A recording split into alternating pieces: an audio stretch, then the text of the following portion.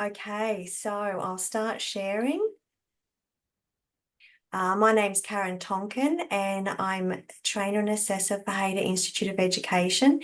This evening as a class, we are doing CHCMHS011, assess and promote social, emotional and physical well-being. What we have been doing is we've been doing our acknowledgement to country as a class community. So I would like to actually invite everybody in the class to join in, and it's okay if we're all speaking slightly over each other. Let's all do this. Mike's unmuted, everybody. Let's do this beautiful message. In the spirit of reconciliation, Hayter Institute of Education acknowledges the traditional custodians of country throughout Australia and their connections to land, sea, and community. We recognise Aboriginal and Torres Strait Islander people as the first inhabitants of the nation and the traditional custodians of the land in which we work. We pay our respects to all First Nations people and acknowledge elders past, present and emerging. Sharing and respecting us so for the personal, spiritual, cultural and sharing that we may move forward together in harmony in the spirit of healing. Pay our respects to all First Nations people and acknowledge the elders past, present and emerging. Lovely. Thank you, everybody. So I'll get you to go back to mute. Well done. I love our community spirit in this class. The camaraderie is amazing. Standard welcome. Class breaks, as you know, we're attempting to do just the one around the 7-7-10 still. Nobody has been vaping or smoking, and I really appreciate that. If you do feel that you would like to, just blacken your screen. Please do join us with your cameras on. Love seeing your faces. It really helps me as a trainer just know if you're engaged and if what I'm delivering is working, resonating and computing. It really helps the rest of the class as well. Class participation, love it. Hands up. There's so much value and richness in your contributions. I'm just so impressed. I learn something every week. Please be involved. Trigger warning, this is a pretty light subject, but as you know, we're all a little bit stressed at times. If you're feeling yourself get anxious for any reason, please take time out or, exit the class if you need to. That's okay. Just give me a bit of a thumbs up. Microphones stay on mute except for when we do our very rich discussions and our class think tanks, which we'll decide at the time to come off mute. Respectful relationships, again, can't tell you how I'm impressed with everybody. You're staying on topic, you're staying on task, you're listening to other learners and really encouraging them too and thanking them for their contribution. I think that's awesome. Great collaboration, be kind to yourself. Please do relax regarding the pressure. We've got some ideas for you and they're coming. As you know, there's some support available and these are the numbers that we put up every week for you. And you can call Lifeline for study support. It's emotional assistance. Now, learner support available. There's a new book a meeting link, and that is because we are expanding and having some additional learner support that's coming from our learner support office. So I'll put that link into chat later on. Again, we're moving these classes at a decent speed. So we are attempting at the end to finish around 8:30. Anyone who wants to stay back, there's group learner support. It's only really about this unit, or you can book some time, as you can see with the learner support above. If we need to debrief this session, if there's something that was said and you need it said a different way or explained, there is group learner support at the end of this evening. So everyone here gets to make sure you leave with a full understanding.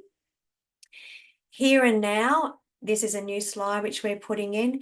It's to ask you all to please be focused in the group and in the class. We're going to train our attention, and our undivided attention particularly is what the industry requires from us.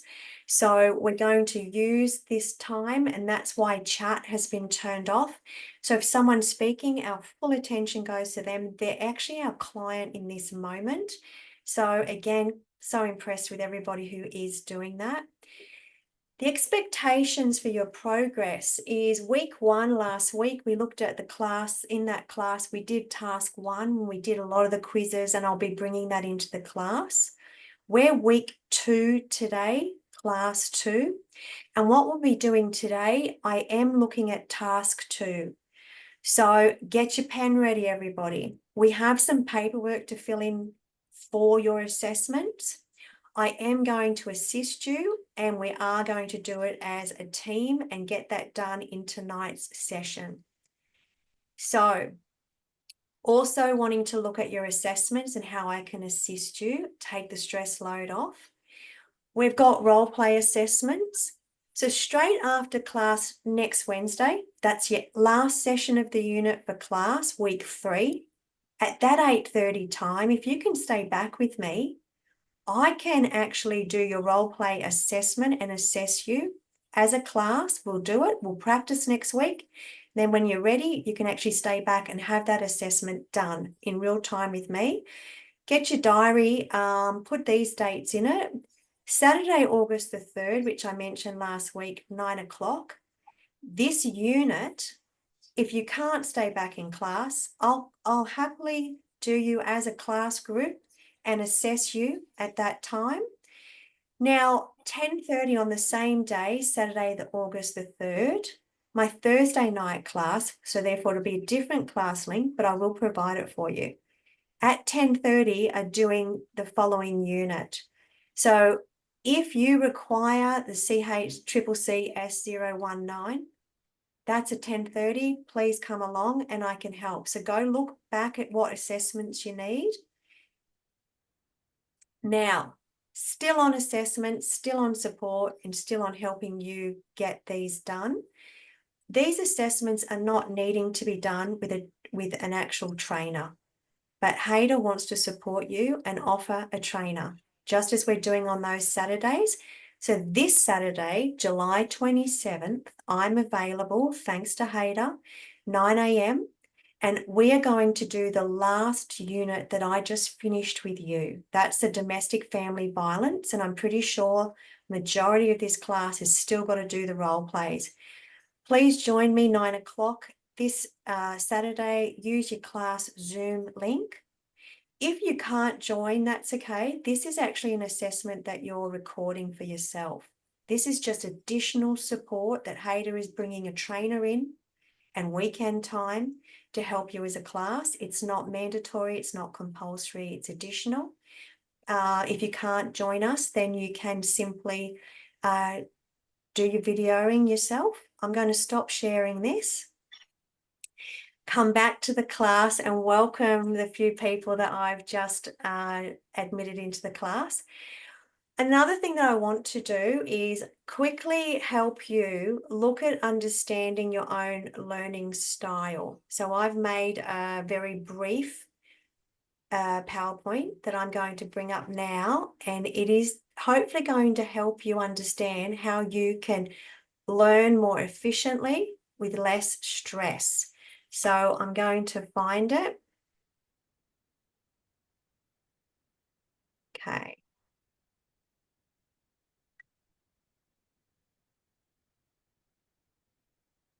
Now I'm going to share the screen.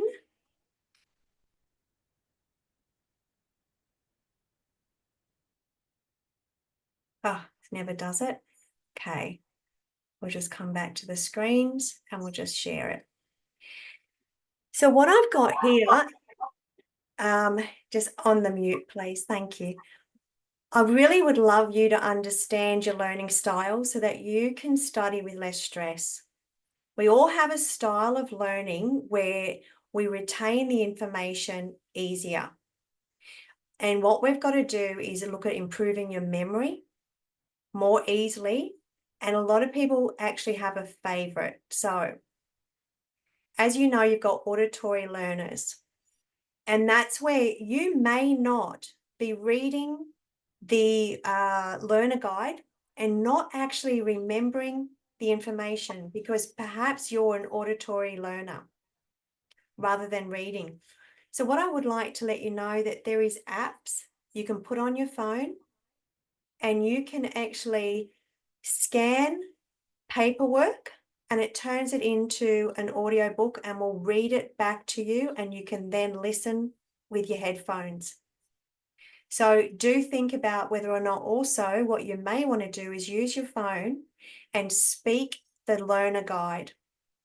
If that learner guide's not sinking in, there's a reason, and it's not because you're not intelligent. It's not your style. It's not my style. I actually need to speak it and then hear it. So you can grab your phone, make a recording of what you're reading, then listen to yourself teach it back to you. So that will sink in your learner guide. A lot of people aren't retaining the learner guide. That's because less than 10% of people learn from being able to read. So if you're a verbal learner, this is where I'm asking you to please contribute, which you're doing amazing in our sessions. You're going to need to speak it. So if you can't join the sessions, speak it into your phone and do your own recordings. When you speak it, you'll hear it, learn it, remember it. And then when you go to do your assessments, they'll be super fast. Then we've got the visual learners, which is why we do this recording. So if you're a visual learner, you'll probably learn a lot by watching other people do the role plays, which is why I'm bringing the role plays in, so you can see and learn. The other thing we're doing is, this is why we have the short few videos. So if there are additional videos in your class that we don't see, I recommend that you go look back and actually look through them in your own time. So what we've got to do is recognize as well, we've got kinesthetic learners, which are physical learners. This is the main reason I'm bringing in assessments and the role play as well. You may not learn this unit until we actually embed it in week 3. So I would just like everyone to feel really comfortable that I'm here to support you. This is why we are bringing in the practice runs, and why I'll assess you straight after class, straight after your practice, and why I'm also opening up the groups, because maybe you actually are, what is the next learner, a social learner. You will remember, retain, and perform your best when you're in company, which is what happens when you come to class. And that's why if we do the role play assessments with our co-workers and our class and our peers, you're going to perform better and actually probably even retain the actual learning. We do have some solitary learners, and that's the people that actually we probably won't be seeing in class, and that's okay. They may not actually, they'll do their own video recordings, which is great, because for them, that's where they're going to feel the most comfortable. So I'll stop sharing, come back to the group. What did you think of my fantastic slides on learning? Anyone got anything to say? Yes? Alana?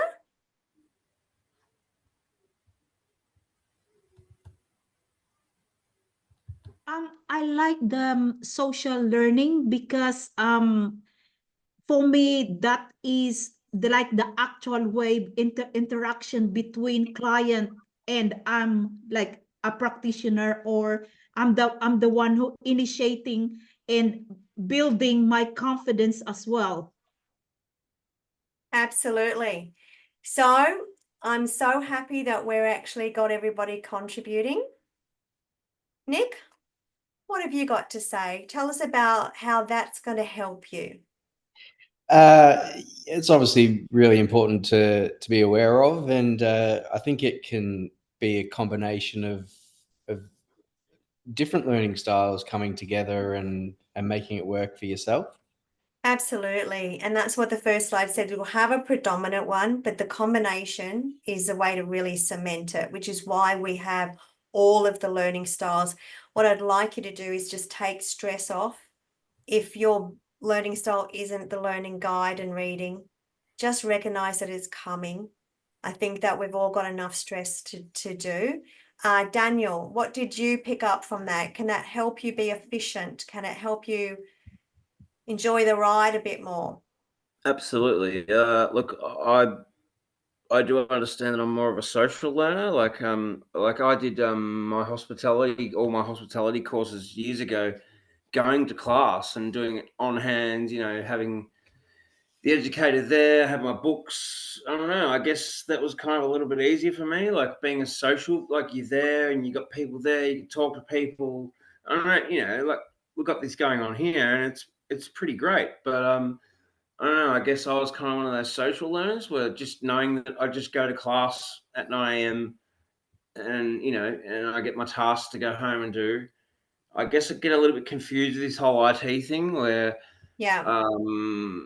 yeah, I guess, yeah, I'm a social learner. That's Once we practice the role play socially, it'll actually be easier because right now, as you know, we're doing the videos and the slides and we're not doing that interacting with conversations that are organic. So once we do that and do the practitioner role But play. the thing is, Karen, I'm not anxious about talking to clients or anything like that. I'm more anxious about getting everything I need to get into this field.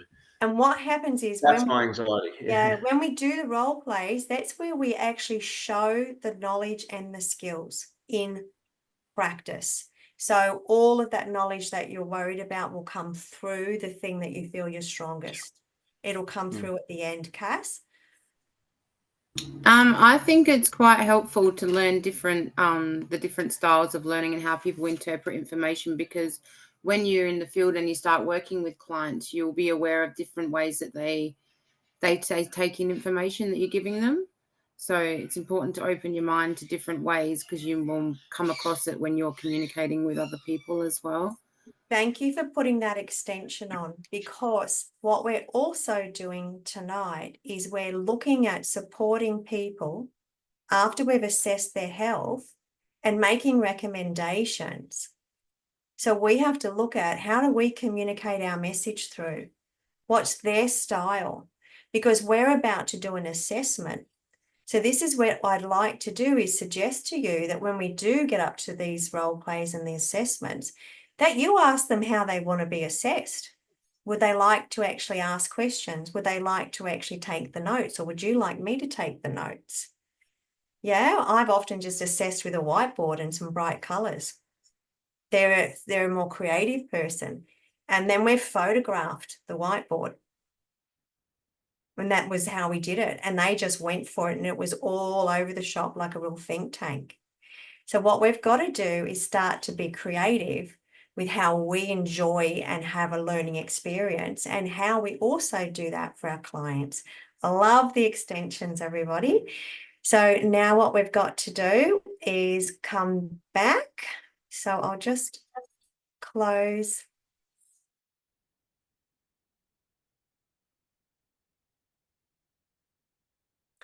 So we're going to now just come back and very quickly review the last session.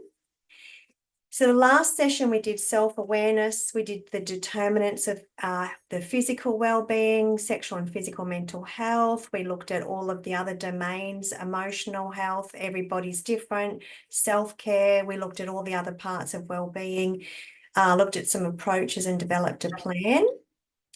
And then now what we're doing is we're going to extend on this, and we're going to actually look at what recovery-orientated practice and progress is, what isolation and how that actually affects mental health. We're going to help clients understand their social connections and social networks. We're going to look at what barriers there are for change. We're going to look at how we're going to actually do motivational interviewing. And we're going to also be assisting the search for what professional advice we could be giving them, or getting for them rather. And we'll also look at our legal and ethical. So we're just taking it down a few steps. I'm going to stop sharing and then come back and get this screen a little bit better. That will all make sense when we go through it tonight, guys, but we're just going to that next level. Okay. See if it'll give us, there we go. So what we've really got to do now is actually look at, okay, so the first part that we had up here was talking about recovery orientated practice. What does that really mean? Because that's all we're doing in this unit. We're going to assess their well-being. We now know from last week what well-being is: emotional, social, cultural, physical, mental, intellectual, financial. How do we then go and assist them? What we're looking at is just assisting the individual, not the illness. We're not a doctor. We're not a psychologist. We are assisting them, and the way that we're assisting them, one of the biggest things that we'll be doing, and this is what we'll be looking at tonight, is self-care. So when we are assessing and then we're looking at coming up with suggestions for their wellbeing plan, we're going to most definitely be looking at how can we look at self-care. Obviously, holistically still, it's always holistically for this, emotionally, socially, physically. But one of the big things we'll be looking when we do our assessment and planning is self-care, because that's what recovery-orientated practice is. We're going to look at their relationships, and we're going to look at how social they are, their support systems, how we can expand that to better enhance their well-being, therefore improve mental health. We are going to be looking at their strengths. So we're going to want to work with what already is working, what's strong, what's going right, and build there, because that is already solid. So we'll be looking at what support they've already got and making that stronger and then expanding. The other thing we're going to do, whoa, the whole slide moved, is we're going to actually be looking at meaningful activities. So when we go to assess, then recommend, this is all we're doing. We have to stay in our lane and we have to stick to our job role, and the wellbeing plan will be around this. So it's all moving. We've got recovery and orientated practice, and what we need to actually consider when we're doing this, as we mentioned last week, we talked about the stages of change. And what we talked about is how someone isn't ready, then they are ready, then they're into action. And then unfortunately, for some people, there are setbacks. And what we need to do in part of our wellbeing plan, apart from just, well, let's do some self-care and get you some social, our actual plan has got to expect and be prepared for a setback. We've got to plan for it. That's what the wellbeing is. How can we keep your wellbeing enhanced and keep it improving even in a setback? What's our plan? So when we are going to start some of the paperwork this evening, we need to actually expect and plan. The other wonderful thing that we're going to do is actually work on building in how are we going to celebrate you. We're making goals. So we're going to put in our wellness plan celebrations, things that we can do to build the pleasure, and our brain kicks in when we actually have pleasure responses. So we're going to actually create a reward system. We repeat what we are getting a reward from. So if we're setting health goals and then encouraging them, then rewarding them, they're likely to continue. We need some contingency plans as well. As you know, unfortunately, some people may have some potentially, as we looked at, self-harming issues. We talked about some suicide last week. So we're going to need some contingency plans regarding their mental health setbacks, particularly, not just setbacks from their goals, but not a safety plan, but a contingency plan. So what we're mainly wanting to really look at now, and I'm going to come back to the group and stop sharing. If we are going to look at their social network and include that as far as self-care and expand their support, then we've really got to look at isolation. Different people isolate for different reasons. And isolation is one of the most challenging things and detrimental to mental health, because as you know, anything that we're suffering and burdened by is absolutely relieved and when we can share it. So what we've got to do is, if we're looking at well-being and a well-being plan, obviously safety's first. Isolation is got to be one of the first factors that we consider. So I'm going to come back to you now. We're going to actually look at isolation, everybody. I know we've all probably done it at different times. People might do it for grief. They may do it for anxiety. Depression may actually not give them the energy to leave the house. So if we're going to look at where we're going to get the greatest support for somebody, it's by giving them a support network, and therefore we've got to reduce isolation. Does anyone have any plans on how you would be assisting, suggesting, and creating ideas for your clients for well-being as far as removing isolation? What would you be doing? If you are in this role playing, asking for plans, yeah. What are you going to do? Mel, please give us some ideas. Could you maybe suggest group sessions? Absolutely. So you must consider as well what their reason for isolating would be. Because as you know, we only repeat something that gives us something. So that repetition for isolating might make them feel safe. So what you would do, absolutely consider a group, but you must consider the size of the group to what they'd be comfortable with. You may even want to look at starting a group that's online first.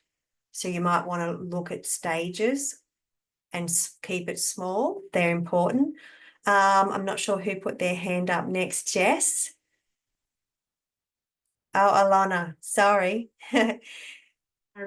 I think one of it is also volunteering. The which theory? What did you say? Sorry. Volunteering. Volunteering. Absolutely. So if they aren't having social anxiety, but they might be isolating through depression, one of the remedies for depression is focusing on acts of service for someone else. So that is a perfect solution for somebody who needs to put their focus on someone else's well-being. Spot on. Love it. Yes. The other thing, Karen, is because like example of myself, because to integrate into the community, like just newly come here from in Australia, like migrating in Australia, I think the perfect example to build confidence, to fit in, and also to integrate in the community is through volunteering. Absolutely. The other thing that you can consider too is how now, as you know, how can you combine their personal interests? So as soon as Alana says you've got volunteering, a lot of different places have community gardens. If you have social anxiety, you need to ask them as well, do you want to socialize inside? Do you want to socialize outside? I don't have social anxiety, but you put me inside in a restaurant, sitting down at a table, eating, doing small talk, my anxiety is going to go through the roof. I like to be outside when I'm socializing with strangers, and I like to be moving.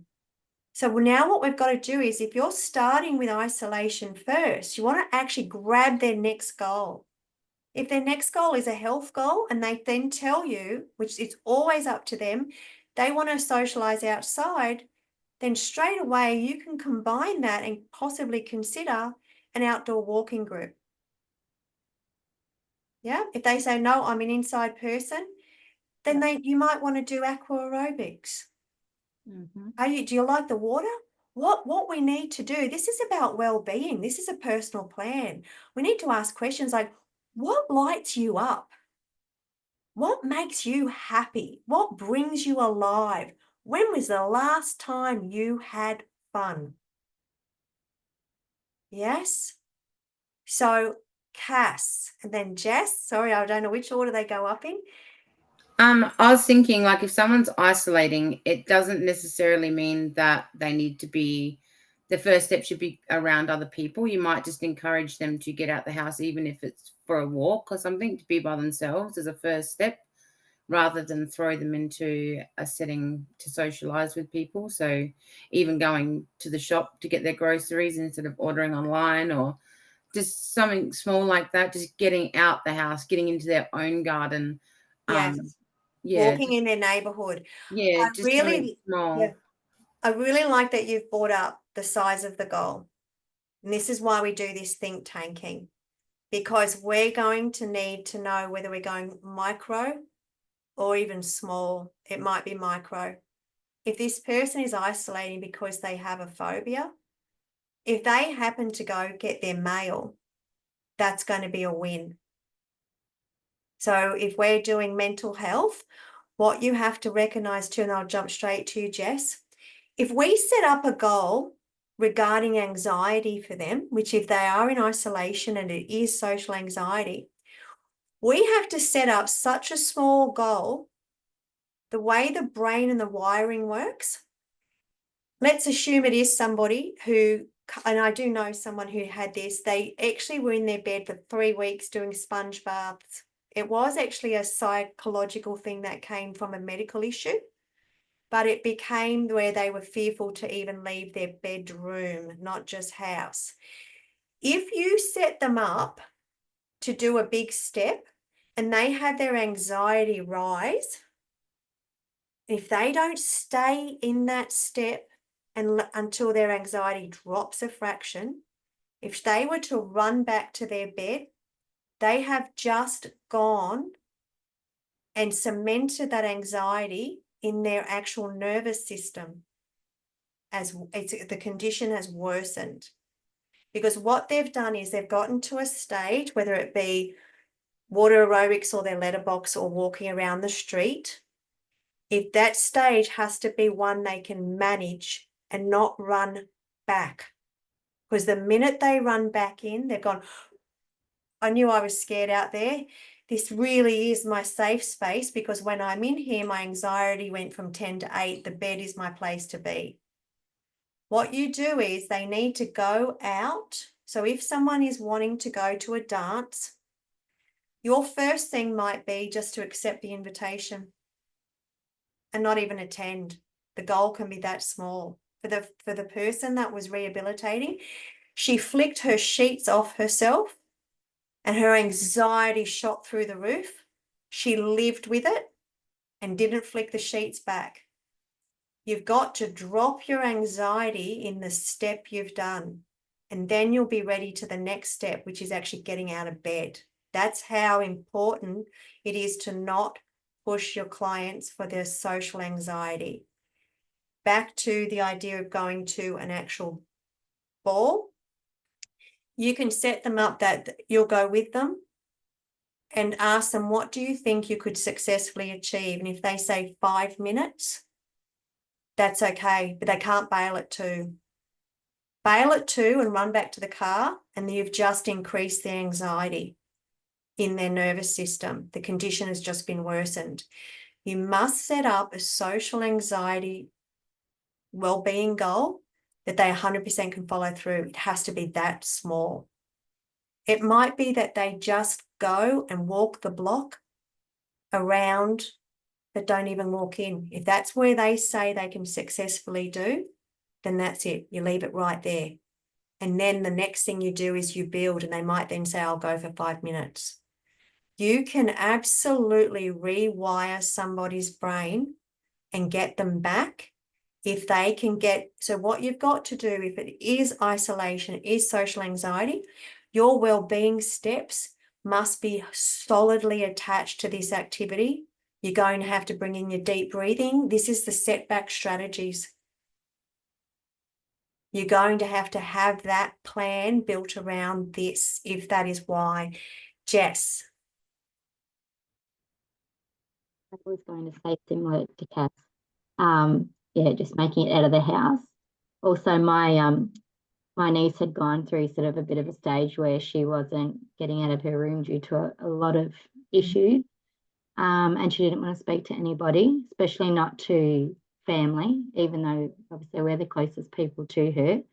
So I just sort of was sending her like just podcasts, just small things that she could read through Instagram and things like that, because obviously they're always on social media. So things to make her sort of just think that she's not the only person. And it could be something small, just like, you know, listening to your favorite band. Anything to just try to get your headspace out of what it is in that point in time. So focus on something else other than, you know, I can't make it out of bed, I don't feel well, you know, making myself feel sick, you know, just to try to get her headspace out of that sort of the thinking that she was, you know, nothing's going right, everything's wrong, you know. So I was just sort of sending a few podcasts and things that were just a bit more uplifting and just to get her mind elsewhere. And I thought that was something that she sort of, no one then had to bother her because she wasn't ready for us to sit on the end of the bed and she didn't want to talk. So I thought at least she could do that in her own time.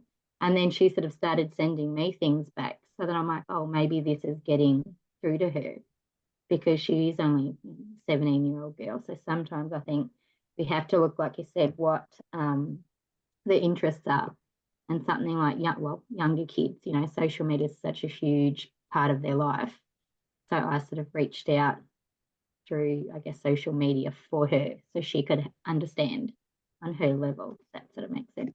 I love that. I love that what we've talked about is getting the person out of their bed, getting the person out of their house, but we also, what people can we bring into the house to reduce the isolation in the home?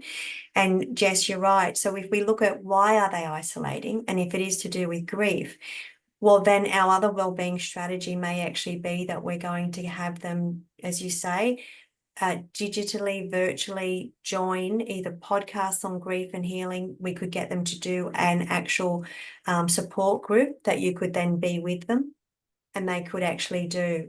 So we need to build off this. I'm not sure if it was Daniel or Nick who wants to go. Whoever gets off their mic first. Go, buddies. Who is it? Oh, Daniel. Oh, Yeah. Daniel wins that round.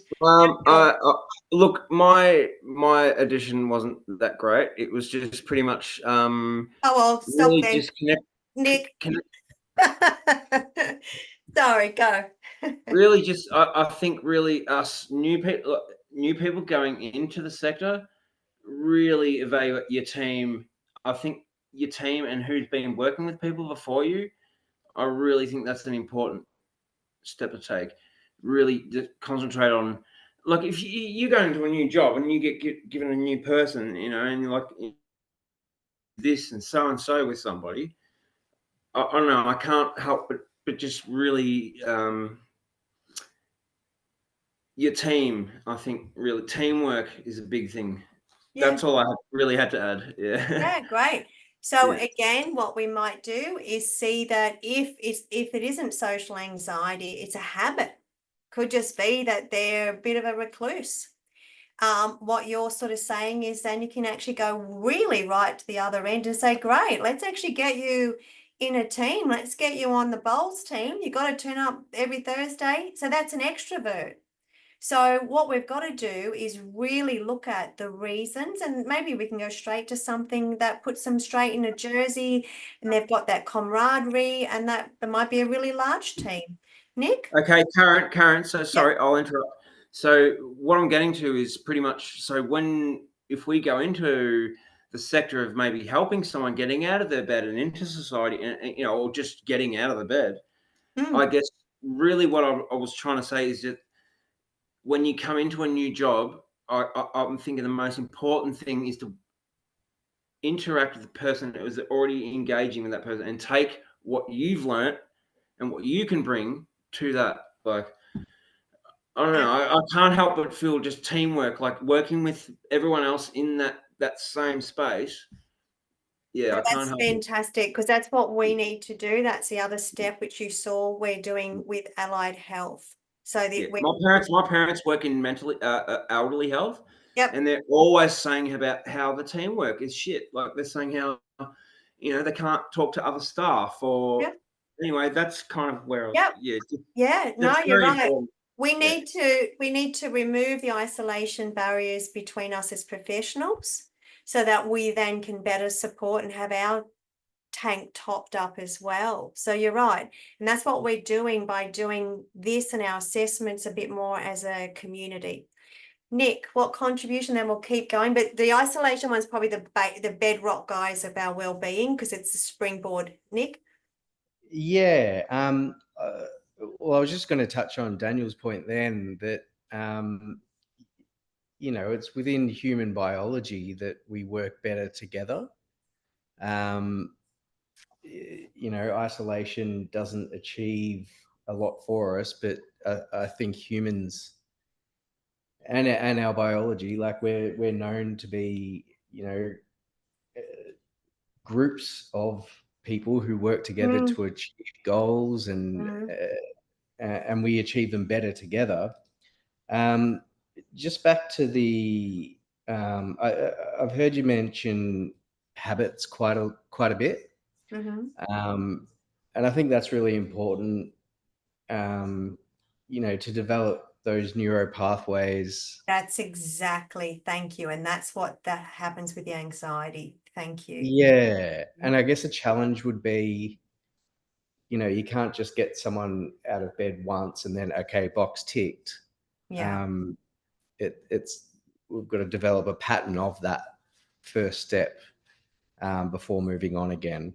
Yeah, and that's where we need to really recognize that this is client focused because we need to go at their pace. Every other unit, we discuss things when we're doing the role plays. You know, we can go at your own pace and we can stop if you want. This is the real deal. We could actually damage somebody's mental health if we aren't patient, compassionate, and pace this properly. So thank you, because you're right about the neurotransmitters.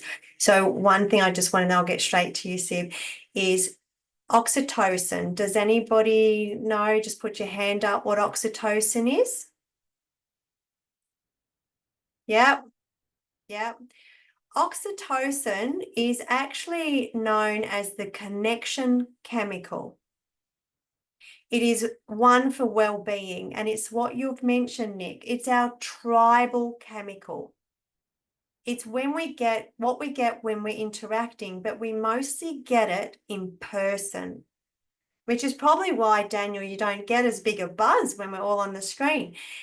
Oxytocin is known as your cuddle chemical. It's also known as your coffee chemical. It comes from touch. Your oxytocin will go through the roof with massage.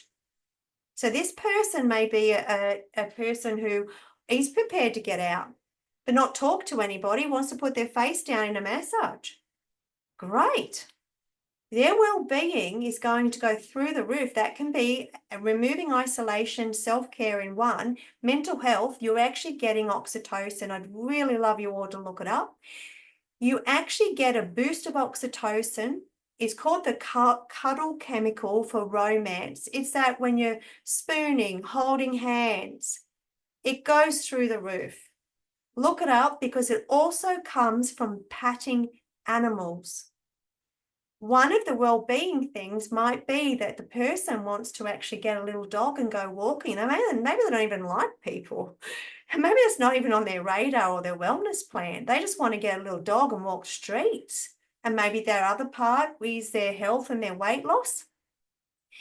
We are known, if we do have a dog, again, for depression, it is a remedy as a distraction to think of someone else's well-being and care. You've got to get out of bed, you've got to feed the dog, you've got to walk the dog. People use it who are rehabilitating through cancer. They've often been given a puppy when they're starting chemo. And I've actually watched and thought, well, I wonder how this will work. Magic. It's a pain disruptor. So, but what happens as well is that when we pat an animal, we actually use them to self-regulate. Our oxytocin goes through the roof, the greatest, through patting a cat or a dog and through breastfeeding. But that's where the touch is. So it comes from several stages of life. You got the dog there. And what we've got to realise is that it's estimated that due to the health benefits of having a cat or dog to pat regularly, you can gain up to 10 years extension of your life. Look up oxytocin, keep that in mind. Sib, I'd love to get your contribution. So I was going to speak about the animals, but firstly, Right. as a peer worker, we need to meet our clients where they are, wherever that is. And the baby steps. Sometimes people unconsciously need to just be rather than go out and be amongst people or do. And the only way they know how to be is to self-isolate. So even sitting out in the sun, sitting on the grass, grounding, all that sort of thing is good without other people.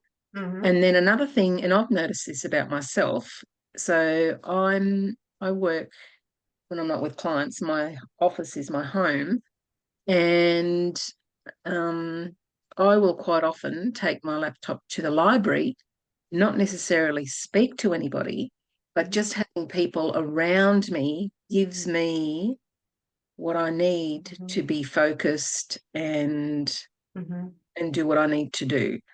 So, knowing our people's learning style, knowing their love language, the more we know about ourselves, the more we can then learn to know about our client. And absolute baby steps. Absolutely. So what we do have, which we will be learning, is we have an evaluation form. So this is the importance of having an official evaluation, because what we will be doing for these clients as part of your assessment, we're going to tonight do their client assessment. Then next week, we're doing their wellness plan and then an evaluation. And that's why the evaluation is so important straight after something that we've gone and initiated or suggested with them, put into place straight to evaluation. Yes, Daniel?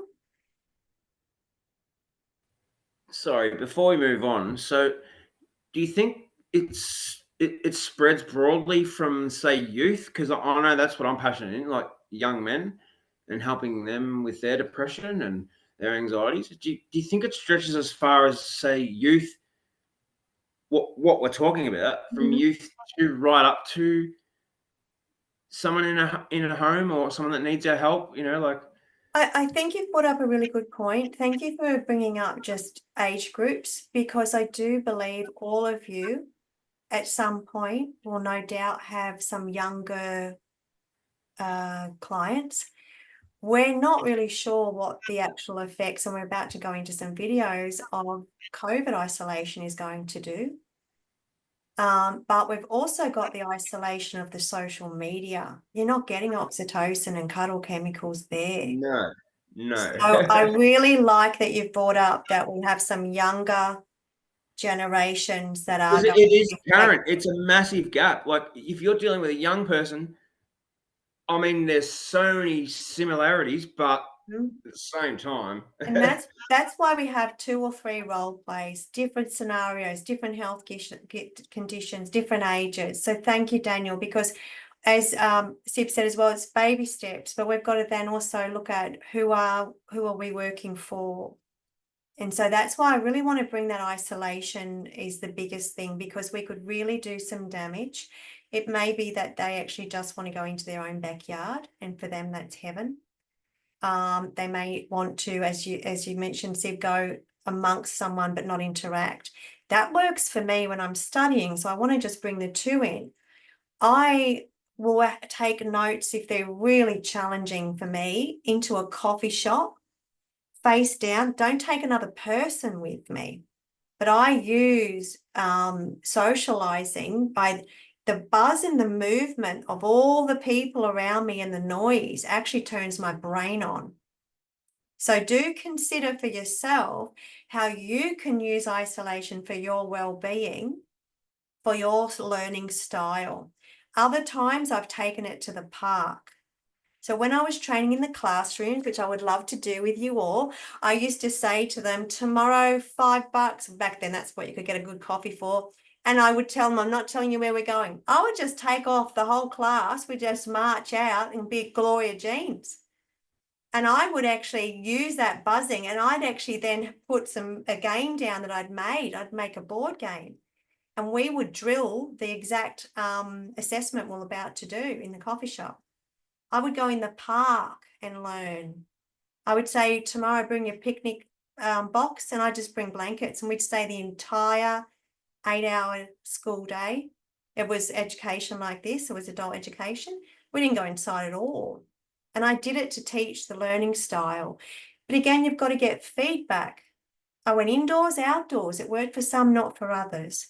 This is about just generating ideas for your clients and trialing them gently.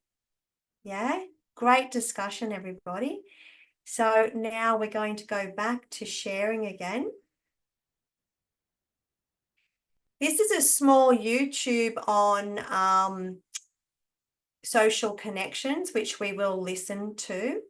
And so I'm going to stop sharing and come back and stop recording.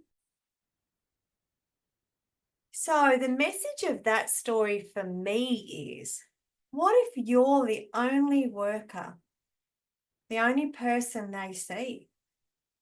Can you see how important, after watching that, how impactful our kindness and our compassion and our patience could actually be when we come to support someone who doesn't have a support network and is isolated? It really just hones for me how important our professional service is. Yeah, because we're going to impact them greatly if they don't have very many people. I don't think did anyone learn anything particularly new from that? No, but we really covered it. We're such a good group. Yeah, we know it all. We could do our own YouTubes. Didn't miss anything, anybody. Let's keep going because we've got lots to get through tonight.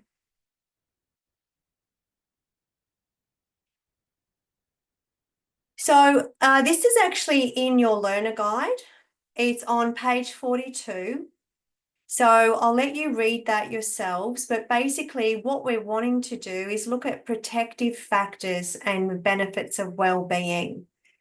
So does anyone want to explain what or if anyone has actually read that, would you like to actually explain to the group what you believe protective factors are, rather than me train everybody? What are protective factors? All righty, I'm going to get you guys to do that when we do the breakout room. Let's keep going. Okay, I've got to get to my slides. So, social networks. We will see if we've got time to come back to this, but we're going to have a class discussion on your social networks, but we'll keep moving and come back if time permits. So what we're looking at with social networks is a little bit where we can actually overlap.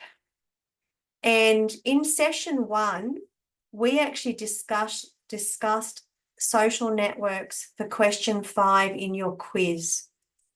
And we answered that all of these actually promote social well-being, increase your knowledge, increase your confidence, increase self-esteem.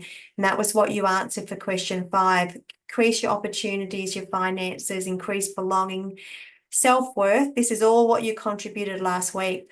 Increase friendships, increase enjoyment, increase pursuits, new experience, fun, decrease anxiety, decrease depression, decrease isolation and loneliness. So we know the benefits of these. What we're now doing tonight is we're going to actually discuss these individually a little bit more in detail. So what we're really looking at to get them those benefits of increased friendship is actually looking at what activities and services would we be recommending to get those benefits? So what we're going to do is I'd like to actually look at these, particularly to the case studies that we've actually got. So we're going to come back to these slides when we introduce your role plays, because you are going to have to consider, we know the wellbeings did the benefits last week, but you're going to have to consider for that particular person, what activity for volunteering would be suitable due to their age, their interests. So this is where we're going to actually come up with, okay, we're going to see what interests, what hobbies, how are we going to get them out in the community to their personal interests, tastes, and wants. And that's what we actually start to look at. Is it a sporting group? Is the community an online community? So these are the very things that we're going to actually do. And we're going to come back with real clients from your role plays. So let's keep going and look at what will be the barriers for them wanting to change. And we're going to do this discussion as a group as well, because it's all great that we know, oh, volunteering can increase your social circle and friendships and all these benefits. And then it's great for us to even know that we're going to recommend that they volunteer at their local garden. But if there's a barrier, knowing the benefit and even knowing the activity doesn't actually matter if they're not going to actually partake and take the suggestion any further. So what we've got to do now is look at what barriers are going to happen for us with the clients. So what we're wanting to do is identify some barriers, and we're going to do another think tank, because this is as important as us discussing the isolation in detail, because it doesn't matter how many great suggestions we've got, amazing referrals, if they're not going to actually go further with it. What we've got to do, let you know that all of these, the overcoming the barriers, you can find in your learner guide on page 36. If your learning style is to read, please go back and read them. Now, the stages of change model, that's what we did in detail last week. You'll get that in last week's recording. That was where the first stage is that they're not interested in acting at all, don't believe they've got a problem. The second stage is that they've recognised that maybe they do want to change. The next stage was they were on the fence. That's where we do a pros and cons. Then the next stage, they're taking action. This is another reason why we've got to recognise baby steps, as Sib said, because they're moving through very slow stages, and there will be different barriers at every stage. And hopefully what we can do as part of their wellness plan is actually know how to assess, recognise a barrier and plan for it. It's part of that strategic plan. It's part of that recovery that we talked about, setbacks. A barrier is a setback. Now we need to come up and plan. This is a contingency plan part. We're going to have to ask this client when we do their wellbeing and their assessment, we're going to need to assess barriers. We're going to need to assess the habits they've got entrenched that are blocking them from going further and achieving their goals. No use having great goals if we don't have someone who's participating. So we're now going to discuss this. What we've got to do is always remember that we need to avoid being discriminatory or judgmental about attitudes. We did discuss that as well, about being patient, considerate, client-focused. If we do that, then we're automatically not discriminating or judging. So that's in every unit we do, that needs to come up. So we're now going to have a really healthy discussion about how can we assist our clients to actually achieve the goals we set for their well-being in their plan. We're going to look at barriers. Some of them here, as you can see, we're kicking off with shame, the illness symptoms. We mentioned fatigue is an isolation. You just saw that in the video. We might be dealing with chronic fatigue. Medication side effects, we discussed last week about having iatrogenic side effects, which is where someone's well-being is diminished due to medication. They may have headaches, nausea, and all sorts of side effects from some of their treatment for their mental health. We have to actually recognise them. This is part of the assessment of their well-being, and then we need to actually say, well, I can see that. I can see it's a barrier. Then that's the first thing we've got to remove. They may be alcohol and other drug use. We may be dealing with someone who doesn't have all the resources available. They may have a support system, but actually may not have infrastructure or actual resources to go to. So we're going to stop sharing, and I'm going to come back to the group. So we've done a fantastic job of recognizing the person's needs, the person's limitations, the person's wants, how isolated they are, how depressed and anxious they are. Now we've got to look at assessing barriers for them. What would that appear like? We've got someone who's fatigued. Drug use is a barrier.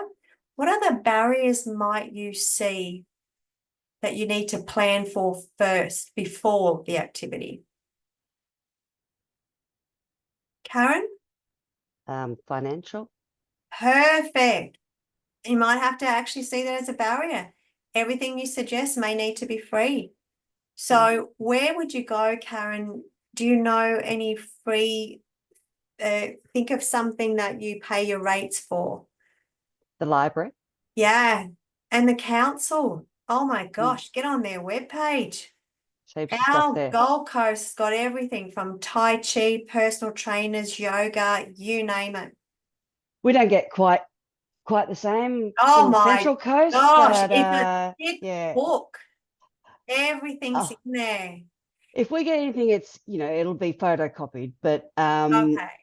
and maybe double-sided. But yeah, we do actually have, as far as I know, that there are free community-run exercise classes in the mornings down Fabulous. Yep. at my local thing, which I am looking at for myself, actually. Great. Nick, what's a barrier that we're going to have to plan for? We want this to be a success for them. And also do know when you're writing up all of your well-being, put all this in. I considered their isolation. I considered their habits. This isn't even in the marking guide. We're going above and beyond people here. We want to say I've personalized, I've checked, and don't do an evaluation at the end officially. Say, I'm doing a continual evaluation assessment. We need to. It's not an official thing. Oh, I'll do that after the end, after work. You are continually looking for and assessing for obstacles that may come up. What are you going to say, Nick? I was just going to say, I'm not sure if it's a barrier or more of a consideration, but time, I think, is a big factor, and different people are going to take different amounts of time to progress through different stages. And I think it's pretty important to be aware of that. Fantastic. Yeah, that's right. Adaptability. Yeah. So looking at the stages of change, someone may speed through them and someone may stay in that. And that's where we note no judgment. They may stay in that tinkering of pros and cons for a very long time. Thank you for bringing that up, because there was a suggestion that I did actually give. It was appropriate to give at the time to a mental health support, when I was doing mental health support worker. 10 months later, she actually took it on board, and then she just smirked and said, yeah, well, I pretty much think nearly a year ago. And I said, that's cool. I knew you may or may not come around to it. Yeah. So you're right about time, and that's that non-judgment that we have. It's not for us to suggest the timetable as well as activities. Great going. Alana? Language barrier. Oh, thank you. You might need to get an activity that we have that suits their cultural interest and their language. So we've got, so far we're looking at energy levels, whether there's fatigue involved. We've got financial, we've got time, you know, as far as making sure we're not rushing them further. If we are, that's going to be a barrier, they'll regress. Now we've got language. They may be someone who has limited language, so we would be possibly looking at getting them into a group that may actually share their language. It could be at the library. We can get it all going on, people. Cass, what have you got to add? This is really rich, guys. Great work. I was gonna say, like, the stigma and embarrassment is definitely one, but also it could be like how formal it is. So it can be confronting by going to like seeking one-on-one help with someone that's, you know, in an office. And it's like the environment as well that can make people feel uncomfortable. Fantastic. The environment can be a huge barrier. As we mentioned, they might not want to actually spend time indoors because they're already isolated at home. So asking them to go back inside with people they don't know may actually be a barrier. Kim, you put your hand up. Good to hear from you. Okay. A physical barrier? Absolutely. So can you give me an example? They don't feel well enough. They don't feel comfortable. They're worried that if they've got an injury, which is, you know, some people do have, and they form a barrier, I can't do it because of my injury. So they sort of have that, no, it's too hard, which is one of the things that seem to affect people when they do have an injury. They form a barrier, which I can't do it. It's too hard. It'll hurt. Thank you so much. Yep. So they may have actually be using some negative experiences from trialing something before that's increased pain, and that pain might not be the social anxiety, it might be physical pain. So the barrier is some negative experiences have actually imprinted the expectations for them that don't motivate them. So we're going to have a work around that. Alona? Oh, I lowered my I would say so. Sometimes education as well, limited of information. Thank you. Yeah, that could absolutely be a barrier, especially depending upon what activity that they're wanting to do.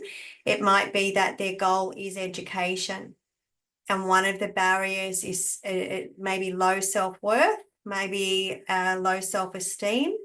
Maybe that actually is a barrier because they've got to do some education before doing the first course, baby steps. We may actually need, as you said, as well, where they may need to do a course and learn English first.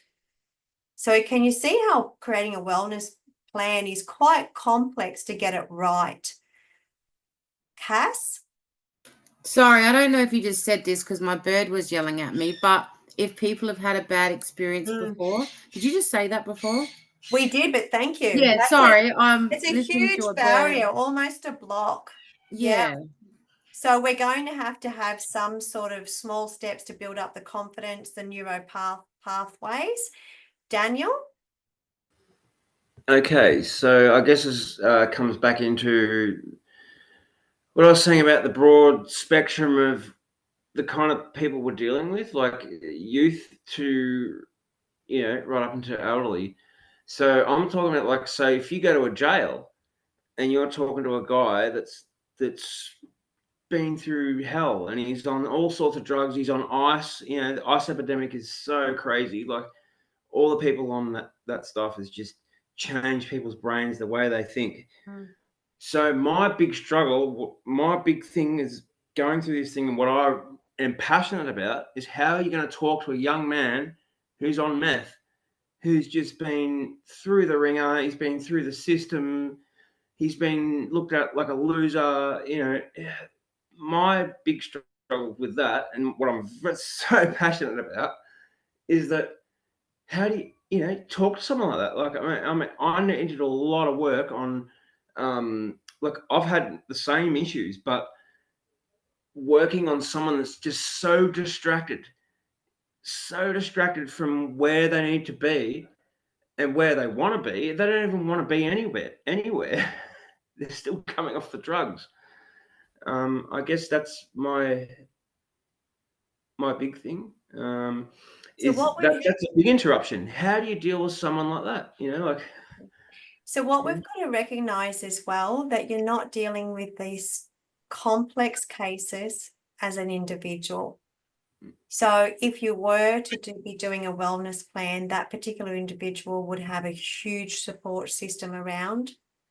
We're not having to deal necessarily with the well-being on the illness. And that was that first part about the orientated practice. We're only sticking to expanding relationships, self-care, because otherwise you think, oh my gosh, how would you even make an impact for their well-being? It's allied health. You're doing their well-being to just make some increased benefits to their holistic well-being. And you can do that. You can do it one particular way is by being attentive to their needs and letting them feel heard and letting them feel seen. You're with them. You're giving them oxytocin. You are bringing the tribe. You've got to make sure that you are also sitting there without judgment, without bias, and giving them undivided attention, unconditional positive regard. That's the best thing for everybody's well-being. We don't get that enough. We don't get it from very many relationships. No. You're in, like these people, if they can get that from you, they can get someone who says, I'm here for you, even though you've got this going on. I'm actually hearing you. I'm investing in you. And how they'll know that we're listening is by what we suggest.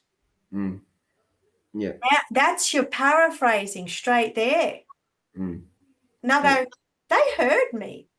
The value of that. Do you think sharing your own stories helps or doesn't? It depends. So it has to have some relating value to the person. You can't just say, oh yeah, let me tell you a story. There has to be a reason and a message in the story that directly relates and is going to give that person something valuable. If it is the fact that they're not alone, they're not the only one who's been through that. So look at your intention for sharing your story. Look at what impact you'd like to make by giving them the story. If you just need someone to hear you and take over the session, then that's absolutely damaging. But if it's actually to say to someone, you know, you're not alone. I too have suffered this. Because the other thing that you've got is you've got evidence in your well-being that you've come out the other side. We are always initiating and instigating hope and healing. So peer-to-peer, if it is the drugs that you talk about, crime, if someone had that history as a reformed alcoholic ex-criminal, and they are saying to that person, I can vouch for it through my experience, that you can get through this and you can get better and it will be better for you, that's a story that holds the most value. So ask yourself, why are you sharing? Will it benefit the person? Will they feel connection? Will they feel hope? Will you inspire healing?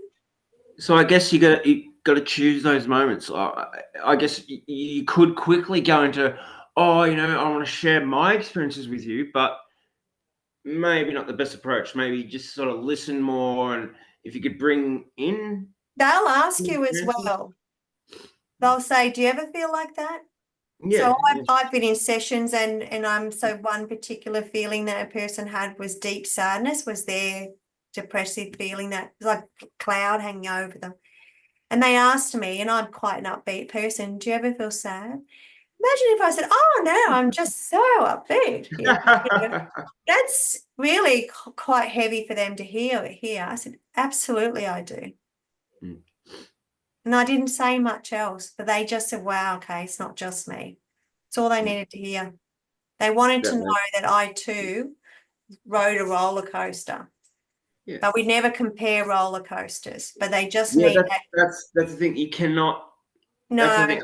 I guess that's what I'm bringing to everybody. Is I guess maybe bring along your experience, but maybe not get so personal. Ask yourself That's something I why. have to work on. Yeah, ask yourself why, make it a benefit, make them feel that they're not so isolated in their internal world. Yeah. We talked about isolation, but we all assumed that isolation was that it means you're home alone. You can be at a party with 100 people and feel so lonely on the inside because you are not feeling seen, heard, or connecting. So, Daniel, when you say, what can you do for that person? Give them your time and attention. And that's why I want to do this kind of work, Karen, is because when what you just said, I go to parties and people often come to me and want to talk. They'll be socially anxious, but for some reason they want to talk to me. Stories like that make me just think this is what I need to do. We are looking at enhancing their well-being. Look at your own energy that you bring to their session. Watch the energy you bring into their home. Watch the intention that you bring in. Come and give them some oxytocin. Give them some joy. You're not there with pom-poms and saying, come on, get out of your bad mood. You're there just to role model someone who feels joyous and regulated, so they know that this is possible and they will ride in that wake. So when you say, what can you bring to someone in that situation? Some hope, healing, and peace, and someone who actually is wanting to be there. Turn up for the person, basically, is what I'm saying. Turn up for the person. Like we're all turning up tonight. Yeah? This says you're important. It's what we want to give the person. Sib? To add on that, Karen, is it like what Daniel have, is it like gaining trust to that person, and after that we're gonna be find the what can I say, the proper practitioner that could help with that person or encourage the person to seek help? Yes. So as you know, with mental health challenges, not even call them conditions, mental health challenges, we've probably all had varying degrees. Our nervous system doesn't feel safe. That's why every role play starts with build rapport, build trust, build respect. So what we're looking at, if we're looking at creating a wellness plan, we want to actually make sure that that person feels safe with us. And you're right, Alana, what we're looking at is building that trust and safety first, and then they'll share their wants, needs, and desires and their goals. So we are going to do that in the role play initially. Sib, and then we'll go to Peter, and then we're going to have a break. Okay, a few things. With in response to Daniel's question, you know, how do you speak to people like that? My answer would be, you know, we're all human beings. Well, we're all spiritual beings living in human bodies, and so rather than speak to them as whatever suit they're wearing, you know, be that whatever their issues are, speak to them as a soul, speak to them as a human being, and bypass all that other stuff. And even I find, so I'm a peer support worker. Also, what I was going to say, we are not, as peer support workers, we don't provide clinical stuff.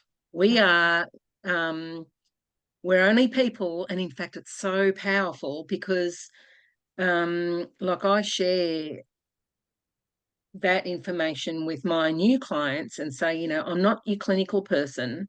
And I always highlight that I'm a lived experience peer support worker. And that sentence by itself has most people in tears, because it's like, oh, thank God I've got someone in my corner who understands what I'm going through, you know, or who has been through what I'm going through. And again, you know, we're all humans, and we need to speak with people as a human being, not for whatever challenges that they're going through. And if our intention is right, everything else takes care of itself somehow. Thank you, Sib, because what you've just really elaborated on and beautifully described is what we had at the very beginning, which is recovery-orientated practice. Focus on the person, not the illness. Boom, magic. Peter. I keep reading in the resources about how we're not to share personal information. So I guess I'm just seeking some advice on how do you draw that line between how do you empathise with them and give them an indication that you've been down this track before without sharing too much personal information and clouding that line, I guess. Thank you very much. So that boundary of sharing too much personal information also relates to things such as where you live and personal identity information that we're not wanting to start to build a relationship with the person. So what you can do is where we might share personal experience, we're not going to share too much of the personal details. So for instance, when I did answer, yes, I do feel sad, I didn't go start giving details of my personal experiences, but I gave her that definitely confirmation that I have had those experiences. They may ask particular questions such as, well, what do you do when you feel sad? Then you can go straight into strategies if that's what they take. If they were to ask, can you explain a situation when you had? You can do it without actually giving away your personal details. So what you're not wanting to do is invite the person into your home, let them know where you live. You're not building a personal relationship, but personal stories can be shared. You don't have to give away names of who was in the story with you. You simply say a friend of mine or when I was younger. You don't have to go right down that rabbit hole. But you can say, yes, I've had 5 years experience and I've done 3 years of rehab, but you don't have to go into all the personal intimate details. You would share that level of intimate details with a close friend or a partner. But you can definitely give them the outline of the colouring in. Does that make sense? So if they were to ask, don't go colouring it in, giving them all your deep and meaningful and your personal inventory. But you can give them an outline of the experience you've had so they know that you are someone who has shared experience, but don't go colouring it in with all of your personal feelings about it. But do tell them hero recovery stories. They do need to know that it's possible. They're climbing a mountain. It's okay to say that you've climbed that mountain. But don't share intimate details. Definitely not. I think it was Nick Mill and Daniel who. I just wanted to. Sorry, I'll just finish off with saying that. So a counsellor I had, I approached him with this question back in my. I think I was 19, and I said, "Look, how do I know you know what I'm going through?" You know, and he goes, "Daniel, it's not about me. It's about you. We're here for you. We're here to talk about you, not about me." I guess that was a simple answer he had for me back 20 years ago. So that's great. He was really, again, expressing in your session, I am client focused. This is your session. It's your time. And that's where we can't monopolize it with story after story. We've got to look at our intentions, our time and details. Nick, and then we'll go to Mel. Sorry if I've got it out of order. That's all right. Yeah, I guess a real advantage of the whole peer support concept is it might be easier for a client to develop some more oxytocin with a peer support person rather than perhaps a doctor. peer support people obviously can't give advice and medical information and all that, but it brings that connection, I guess, which would hopefully increase their oxytocin levels. It definitely increases their belief that they too can heal. And I think having that comrade, definitely, that's better than a cuddle or a chemical. Having a comrade who's had the journey, they're ahead of the journey, and then they're offering their support, it definitely holds weight. It really holds value to that person. So there's some security there. And then, that, like you say, we're rewiring the nervous system. Mel, and then we'll head to a break. Just a question, when you were talking in regards to not being too open with what you've been through, if you were dealing with somebody, say, that was dealing with grief specifically due to, say, suicide, I was that person. I was the person that sought out the help because I had to go through grief counselling because my dad took his life. And the person that was talking to me, I never connected with them because I just got that they were telling me what the books were telling them to tell me. There wasn't a personal connection. And I feel like being the client, then having that connection and knowing that maybe that person actually understood would have made it a better experience for me. I'm really sorry to hear about your dad. Thank you. Yeah. Any loss is tough. And anytime we reach out for support and we're not getting a connection, and that's what will be happening in this evaluation of wellbeing plans. Not everything that we attempt to do is going to work beneficially for a client. And that's where we had that iatrogenic effect. And Mel, that may have been you. You sought a practitioner that wasn't beneficial for you. It wasn't a good match, whether it was a person's not a good match or whether a medicine's not a good match. We can actually damage someone's well-being by not getting them to the right person, right doctor, the right match. And there is no harder match, I have to say, than getting a counsellor or psychologist. Boy, that's difficult. That is tough. Some people have been through 10 people and not finding that. And you're right, for you, Mel, you've identified that you needed to have someone who wasn't so textbook. So what I think does happen is that if we've had some lived experience such as that, you're going to be very aware, sensitive to watching if you've got the right practitioner or the activity or the social group for the person. So what I'd be interested is if you can reflect, how did that negativity choice or match affect you, and start to really notice that you could notice that in someone else.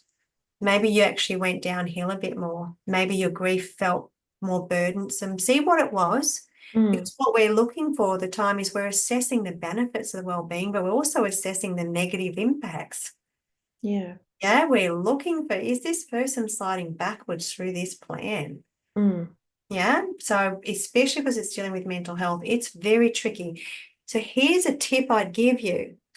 Don't come out of the gates with the most ridiculously over-the-top mental health well-being plan. If you've got 20 things going at once, you'll never know which one's working. One might not be successful, and the other 20 or 19 might be great, but that'll regress them. This is baby steps, and watch the number of steps that you're going to recommend. It's like someone who is trying to test allergies in food, and they'll remove all their foods. You can only come back one at a time to see what the reaction is. If you bring them all back in, then you've got a reaction. I don't know which one actually did that to me. Which one gave me that reaction? So what we're doing is we're looking at small steps in stages of the stage they're at for change that we can measure the benefit. So you don't want to get them in an outdoor group and get them a dog and get them this and that. We don't know which one's going to have worked. So this wellbeing plan, you need to factor in there and we're going to have small steps. Write a great plan, but in 10 stages so that we can see, where you would take this, but not all at once. Sip? And on that same note, I think, excuse me, as a peer support worker, we have permission to share what has worked for us. So even though we're not clinical, I actually think that, and the local GPs and everybody who refers me has said that a peer support worker, in their experience even, is more effective than a psychologist, because psychologists are, you know, they've all learnt, it's all head stuff, whereas we have walked the walk. And again, we're allowed to share what has worked for us. And another way of measuring how well it's going to work for our client is how enthusiastic they are. And I say like, I've got hundreds of things in my toolkit, but and I introduce one at a time, and different things work for different people, and you're only going to use what you're inspired to use, and that's fine. Even if we only find you 5 things that are going to work for you, that's great. But you're right, we can't overwhelm them, because we, again, as lived experience people, and I imagine everybody in this class has lived experience, because I don't think we'd be here otherwise. Yeah, take it back to, like, remember what it was like, and yeah, tiny baby steps. And by looking at their reaction, like, you can tell, yeah, no, this isn't, yeah, they're not interested in this, so that's fine. So what we're going to do is build that solid foundation of trust, rapport, so that we can have that feedback be given to us as well, and have that relationship. And then we can do the evaluation and the new steps. As a team, as Daniel says, go teamwork. Great teamwork tonight, guys. Some really fantastic, very, very important points that we're making, because this is how we know we're going to be successful with the actual plan itself. And don't doubt yourself, Daniel. I think you're going to be great. Just be you, turn up, give them your time and attention. I'm sure you all will be. So let's have a little bit of a break, guys. Let's come back at 7:50. I will stop recording. Hey, welcome back, everyone. Hope you're refreshed, because we're going to be moving quite quickly. And coming back up here. Great work on the barriers, guys. Amazing. What we've now got is motivational interviewing.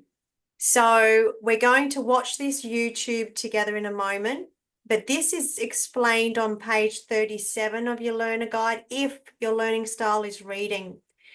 Before we begin, I just want to highlight what you'll be looking for in this short video YouTube clip.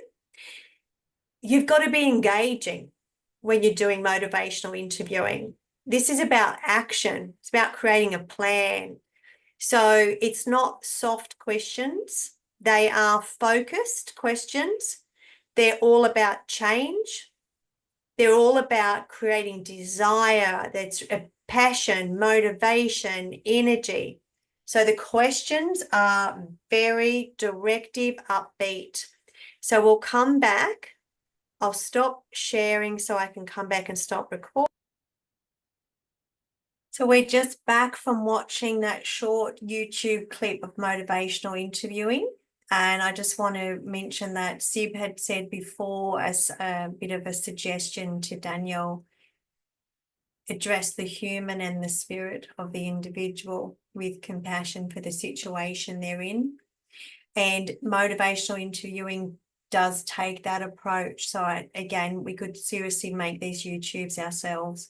We are so collectively together in tune with what's right for clients. And that's what we're needing to do with motivational interviewing. Tune in with what's right for the client. And that's what you saw in the clip. It's always all about them. The reason that particular YouTube is worth watching, and they do flag it, You could use the techniques of motivational interviewing to manipulate someone. We are dealing with some vulnerable individuals at times.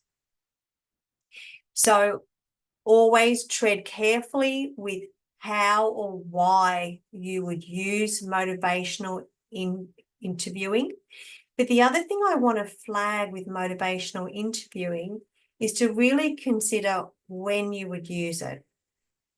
So what we've actually done is we've discussed in the stages of change at the beginning, they're not interested in changing.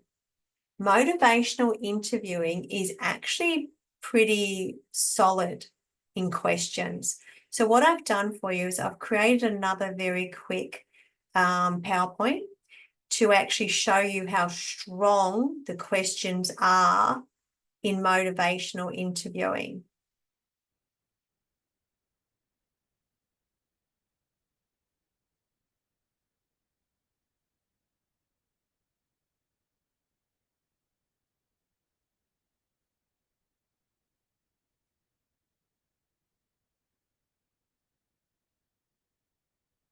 So I just want to share this with you. It's got the little toolbox in the corner because I've just made it happen for you guys. Can you all see that? Yes? Yeah. So motivational interviewing is questions that encourage action. And that's why it must be used sensitively and with ethics. And it inspires change. So this would happen only at the stages of change when they're ready for action, which you need to really be aware of. So look back to last week when we went through the stages of change. Contemplation is they're still thinking about it. They're not ready for such direct questions. And these are some of the direct questions. Oh, hang on. Coming back. If someone was to use motivational interviewing and they were to look at it for well-being, in a well-being assessment, to look at goals, they would ask, if they were asking general life questions, they'd be as strong as these questions here. What's the most important things in your life? How would you like your life to be different? Describe how you want your life to look. What would make your life better? What do you want in life? So this is about your dreams, your goals, and it's a very broad question and they get a little bit more detailed. Motivational interviewing, again, we're trying to evoke change and really push someone into wanting to change their behaviours. What are your health and fitness goals? What would it take to meet the goals? Rate your readiness to change these behaviours and give it from a scale of 1 to 10. So you can see they're motivational. We're now going to rate the goal. Priority questions for motivational interviewing. And motivational interviewing is often used with alcohol and other drug substances to assist someone to, in a counselling session, motivational interviewing would be used for someone who wants to actually give up heroin. It's that strong. We've really got to work on their values, their beliefs, and really dig deep. So this is not done in every wellbeing session. Motivational interviewing is simply a tool and done only for some people at some times. It's very strong. What do you want to change? List the habits you want to replace. Why do you need to change right now? List your 3 most meaningful reasons. How important is it to change out of 10? Values questions. How do your negative habits conflict with your core values? If someone says that one of their health goals is to get fit and healthy and they're actually having a cigarette while they're smoking, this is a question you might ask. And then they may go, wow, that's an actual conflict of values. And that then motivates them from the inside out. This is an intrinsic motivation. We're trying to get them to get that fire and force from inside. And often if you can show that what their habits are doing conflicts with their values and their goals, some people can stop straight away when they realize the difference and that it's not congruent. Is that okay with you? So can you see that this is some gentle confrontation? What makes you think you can do it? If you succeed, how will things be different? And you can even say, well, what's the worst thing that could happen if you don't change? So let's go back to that smoking and the values. If you were to work with someone and they say that their values is to live a long life with their children, their highest value is family, well, the worst thing that could happen is that they could actually end their life sooner and limit their time for their children and not be around for them. That can make someone put their cigarette out when they realize, oh my gosh, this is actually taking me in the opposite direction and going to change one of my values, which is family. So motivational interviewing is quite strong. I'll stop sharing. So we've got to be very careful with the client that you would use motivational interviewing for, when you would use it, and absolutely why. Yeah. So I'll shut that particular screen down so that we can get back to the slides. And then we're going to now finish off with your assessments. So I'll get back to sharing. And we'll just kick into here. So what we're looking at doing tonight is you're going to be doing your client assessment. So it's part 2, task 2 rather, part A. You've got 3 clients, and tonight what we're going to do is look at the client assessment. The purpose is to assess their well-being and plan prior to the meeting. You've not met the person. We're not assessing as in planning their well-being. That is done next week. We're just assessing them from the notes we've been given. So we're looking at the case notes and we're scratching our head going, okay, I'm just going to assess who this person is, their age, and actually get ready to meet them. So it's prior planning before we meet the client from what we read about them. So we're then going to look at some strategies and resources before we meet them, because what we've got to do is make sure we even have that ready and are capable of assisting that client in that situation. So what we're going to do, this is your client assessment that you have, has 3 sections, and we're going to complete it tonight. Your first section of this actually asks for you to describe the information and resources that you're going to need. Simple. We'll come back to that and do it one-on-one. This is going to ask you for the strategies that you're going to have ready to identify this person's strengths before you meet them. And the last bit, before you meet someone, this is very simple, but we're just going to reflect on your values and your beliefs to make sure that you are going to be person-focused, non-discriminatory and non-judgmental. This is strategies about your professional practice so that you do show up.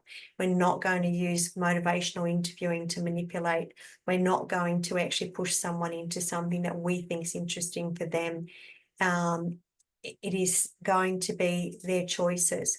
So what we're going to do is go into the clients, and then I'll take you back. So I'm going to stop sharing so that we can actually get this slide on the big screen, and hopefully without all the other slides and interruption. So your very first client, and this is the one that you're reading about, and the assessment's just going to be written before you're going to meet Mary. You will be meeting Mary next week in your role play in class. Mary's a 34-year-old woman who's recently been diagnosed with bipolar. She's been experiencing severe mood swings, manic episodes, and some reckless behaviour. There's depressive episodes that have made it difficult for her to function. She lives alone in an apartment and works part-time as a freelance graphic designer. She's got a history of substance abuse, has been struggling with anxiety and social isolation. So everything we discussed earlier this evening is going to really assist us with this. You're actually Maria. a caseworker at First Access. You've been referred to her, and this is what you've read. So we know that we're working with someone who has anxiety, depression, some reckless behaviour, some mood swings and manic. So therefore we've got some regulation issues, and bipolar, but they're isolated. So let's just do Mary. And now you are going to this week's homework, go back in and fill in the questions for this client assessment. So I just want to break it down for you so you actually really understand what we're doing here. It's asking for you to describe the information and resources that you're going to need. So I'm just going to give you some as well. But your basic resources that you can put in this section is that you're going to need a meeting room. You're going to need to, I've got someone's hand up, but I can't see who it is. Sorry. It's me. Okay. It's Cassie. Should I just go onto my computer and do my own thing while you're doing this? Just use this time to do my own? You can, but you're going to see what's going to be needed in each section. So as soon as I explain it once, you can definitely go for it. All right. Okay. So yours will be slightly different. But I'm sorry, mine's completely different. Yeah, that's all right. I'll just spend this time on this. So what you're going to need is a meeting room, telephone, to make phone calls, computer. You're going to need access to perhaps translators, supportive colleagues, Zoom. So resources that you're going to need is just your basic resources. But then what we're going to need is we're going to actually need some resources for this individual. So one for Mary is going to actually, that you're going to need to actually have some information about supports, activities, networks, resources, services, and professionals. And you're going to need them in the form of emails, brochures, referrals, websites, and links. So that's your information and resources you're going to need around the well-being. But when we say for this client, I want to come back now and stop sharing. So easy to say brochures and resources, professionals. So for this client, what else are you going to put in there? Brochures on what? What was her situation? Mel? Yep, Karen, you're right. Yeah, bipolar. Yeah. Like drug and alcohol. Yep. Services. Yes. So you're going to read that. And apart from having the logistics, the basics, telephone calls and an area to meet, the information and resources is going to be that, well, first of all, you're going to have to make sure that you are equipped and have an understanding and knowledge of bipolar disorder. So that is duty of care. You're going to have to make sure that you have the information on that disorder. And then you're going to look at wanting to have all those other, it wants resources and information, brochures, websites on. So if we're looking at someone who has anxiety and also the alcohol, are you going to look for support groups? So you're going to want to look for support groups, knowing she has socialization anxiety. Are you going to look for telehealth support groups? What are you going to come in with? So you need to look at that person's needs and actually have those resources ready. You're also going to want to have a well-being plan. Are you going to have a questionnaire, a well-being questionnaire? Also being sensitive to that she's an artist, I think it was. Graphic artist, yeah. Being sensitive to the fact that she also feels successful in her own right. That she's done courses to get where she is. You know, she's done everything she's done to get where she is, and she's in a spot now where things are difficult. But then there's a pride thing that goes along with that, you know. And we can address that next week in the well-being, because next week we've done motivational interviewing now. So we're thinking about what type of questions we could ask when we get to the well-being session. But next week, you're right, Daniel, what we're going to be working on is strength-based questions. They're much softer. And they where we start, but they're a lot to take in one session, but we're going to do them next week and then practice them in the role play. So your strength based is tell me something that you enjoy and that you're about your art. You'd lean into what's going right, what's going well, and where she's already solid. Great, thanks, mate. We'll be doing that next week. Right now, this is just you as a practitioner planning what resources and information do I need. So you're going to actually want to have local to her area, small social groups for mental health challenges with AOD, which there's amazing ones in the Gold Coast, and you'd want to have all of those brochures and different things ready.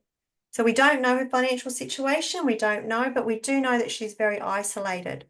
So you're going to want to have AA is done with telehealth as well. You don't have to go and meet, but you want to have this information ready. Does that seem simple, guys? Jess? I just wanted to ask, so when we're finding these brochures and that relate to her website services, are we actually Googling and finding them so the actual like real? So like this is a website, click on this. Yeah, you're planning. So you yeah. mentioned podcasts. So you'd actually think, oh, wow, okay, what's in my toolkit, my resources to prepare for my meeting? So, yeah, so what information and resources do I have for this client in this situation for this wellbeing session? Yeah. So you'd want to actually rather than just saying podcast for mental health or podcast for people with bipolar, actually looking up and searching a podcast and adding that into yeah, we've got to remember we're looking at self-care. So remember those first ones that we had were self-care, relationships, etc. So do always think of self-care. That's why I put it up first. Self-care, we know this person's dealing with anxiety. So you could actually look at some podcasts on relaxation. You can look up some particular, lots of people have all sorts of mindfulness, your deep breathing.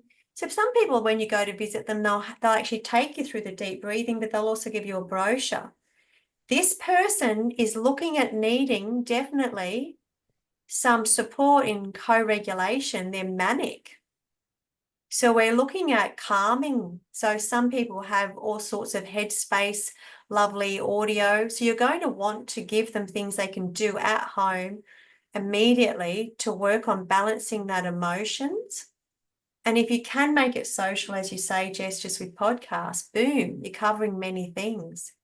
So do think about the bipolar, but just think about it being manic. So rather than treating bipolar, saying this is a bipolar, we're not treating the sickness, we're treating the symptoms of that they're dealing with, which would be manic behaviour and depression. And they might very well know of the services in town, but they don't feel that they can approach them, because of that bipolar and because of that anxiety. They might be very well aware of the resources, but because of the AOD, they don't want to, admit that or something. They might be dealing with a lot of fatigue. I don't know if any of you have ever been touched with depression. Boy, so I'd be flagging this for fatigue. That's what's on my radar straight away for well-being is fatigue. Like chocolate. Yes. Self-esteem. Mahalia? Hey, just wanted to say, like regarding like with the bipolar and stuff, like around the fatigue and but even fatigue, even in like manic episodes, like so I've actually got bipolar disorder. Yeah.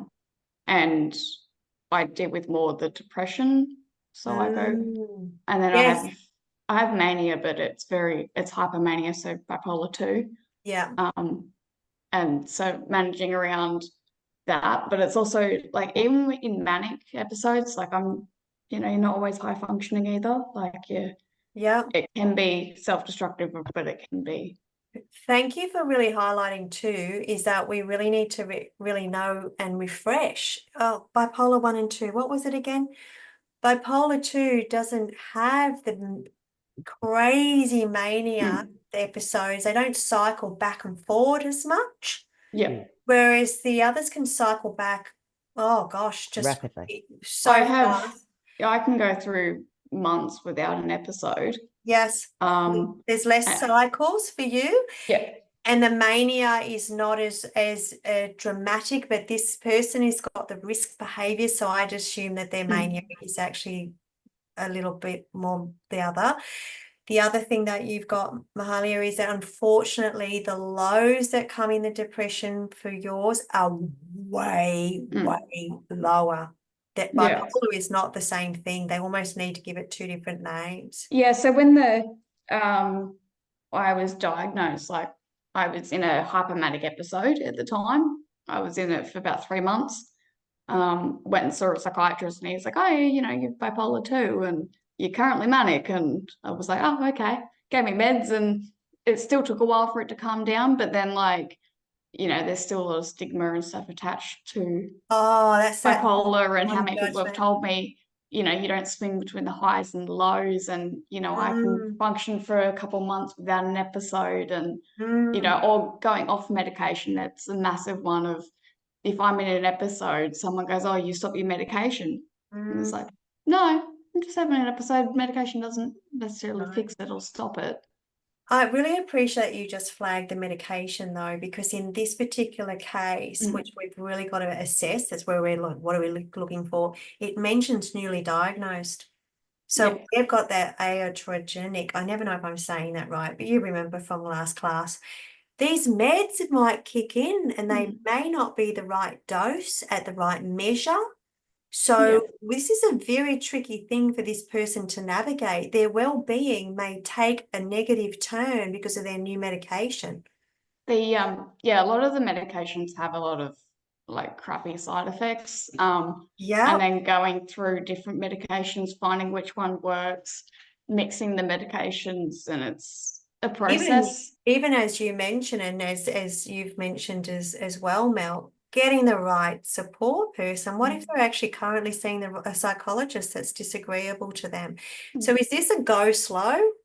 This is a red flag, go slow. So when we get to the well-being, you're going to want to have a series of steps and suggestions, but you're going to also want to actually make a recommendation as a support worker or case manager, I'm not sure what the title is, about the pace you intend to take this person with and how much you're going to evaluate. And that what else you're going to flag. You're going to put down that you're going to flag. Will she, in your evaluation, how the medication's managing, how she's managing her psychiatrist? Not to change it. We aren't doing that. We're not prescribers. It's to have a holistic. So what we're assessing here is holistic well-being. That's what we did last week. The lens has got to be holistic. Yes, Daniel? Look at me, I'm on fire. I'm such a ranter tonight. I guess the holistic approach, but I guess so a lot of people maybe would have gone to a GP and they've been referred to someone that's going to give them the right kind of treatment drug-wise, and they can go to a psychiatrist, which in Australia, a psychiatrist is just someone who can write up the right kind of drugs for you. So you got a psychologist who can help you with your brain. A psychiatrist in our country is someone that just gives you the drugs that you need. So most of our psychiatrists in this country are clinical psychiatrists. So you'll get sent to them because you're a psychologist, or the people you've been working with have gone, well, yeah, I think this person needs some medication, and especially in country towns as well, they go straight to that. Give this person medication. Shut them up with medication. So after that, and someone who's maybe bipolar and working through the medications, they're going to be very kind of up and down on their feelings, how they tired, exhausted. And I guess it's trying to work through that haze of, do I have the right GP? And who are we as people? My first question was, who are we as people to go and question GPs and say, oh, I'm this person's support worker, I think they need this. Yeah, I guess that's Well, our role in this particular case is to like, never how much get can you Mhm. input into that? Go to a GP, their GP, and say, "Oh, listen, dignity of risk. We do not give advice. First of all, we're not qualified to. We're never giving our personal opinion. We are always, again, they've come to us for a resource center of information that they will decide what they would like to try, when, in what stage, at what pace. Always. So Daniel, thank you for flagging that. Who are we? Where's that line? That line's so strong. We are an ideas generator. We are the energy to bring the resources to them. It's their life, their struggle, their direction, their goals, always. A personal opinion is never given. Even if asked, guys, as well. I need to let you know that even as a support worker, I'm qualified in nutritional medicine, blah, blah, blah, blah. I work with people with challenges regarding food. I don't go there. I didn't get employed as their nutritionist. I have the skills. I zip it. That's not what they employed me for. My role of the job and the task they employed me for under their direction was a support role. So I have the skill. I'm not going to be sued. I've got the insurance for it. I had the knowledge. It's not my business. So their struggles and resources are with them to overcome. And I don't know if any of you have ever done it, but I've come out way better and stronger after I've been through the fire. You can interrupt someone's actual personal development of qualities and in gifts and challenge and confidence by going through. We are always side by side as a support while they go through. We're never at the front. We're never leading. If we're advising, we've gone to the front. Got to get beside the person. Yeah, so just ask yourself, have I stepped in front? Sip. A couple of things. I remember when I was going through my deepest, darkest hole, and after I came out of hospital, I had 12 weeks of a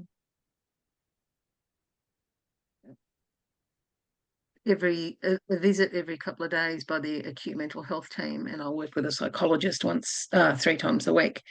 And I remember very clearly saying to my psychologist one day, "Oh my God, I was actually humming today." And I realized that I hadn't hummed for ages. I said, "The drugs must be working." And she said, "Hang on a minute." She said, "Medication is only 30%. The rest is the inner work that you are doing." And I remember going, because I was doing the inner work, and I went, okay, that's really good, because I also was in a place where I thought, oh, the drugs will just do the job. And I think a lot of people just think, oh, the drugs are just going to do the job, or the medication, whatever you want to call it. I don't have to do anything. But we are in charge of our own recovery, and without the inner work, the drugs aren't going to do what they need to do. And secondly, even though we don't give advice, as a peer worker, remember that peer word, we are allowed to teach what has worked for us.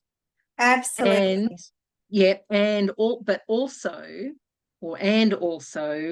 rather than leading, as you say, it's good to ask our clients clever questions, and ask how they feel, because again, it's, they're the ones in charge. We're just holding their hand.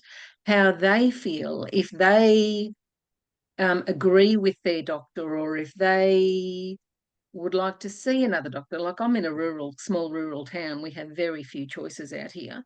But again, put it back to our client and ask how they feel about it, and if it gels with them. Like, more than anything, possibly teach them how to be in tune with themselves, and how to connect with that inner wisdom. And that's what we'll be doing next week in the role play. So thank you for flagging that, because what we're doing is we're going to bring awareness to the situation for them through the clever choice of the questions we ask. And yes, in your role play, you will be asking for feedback. And are you happy with your doctor? Is that working well for you? Because we're trying to assess goals. Yeah. So we are asking more than advising, and we're looking for resources. So I'll go now to share the next stage. So what we're looking for here as well, information that could be gathered. We could actually get case notes.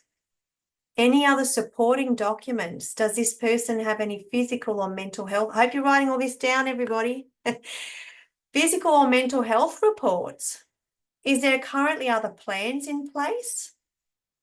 Well, as far as what documents could we gather, she's just been flagged as having a diagnosis. So are we looking for who her psychiatrist is?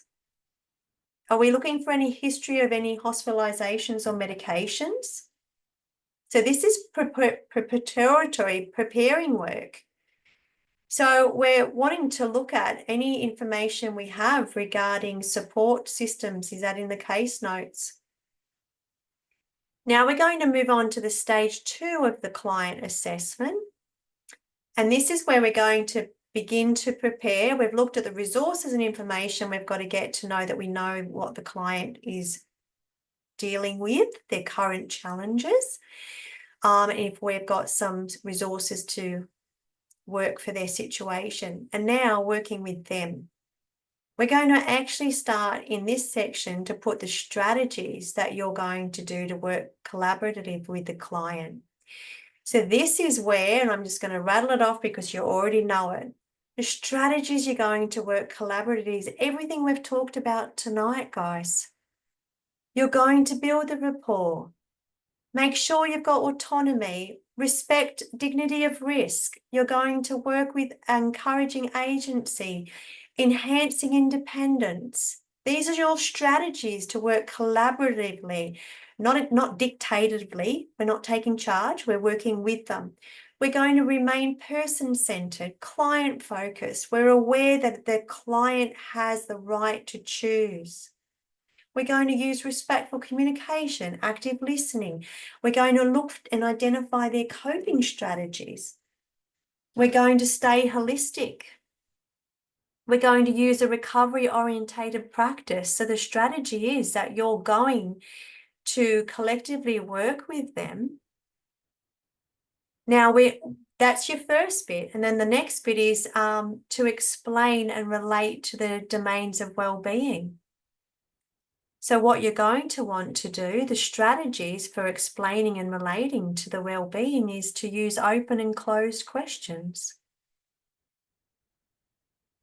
The way that you can actually identify their strengths, thank you so much, Daniel, is to actually use some strength-based questions, which we'll learn next week.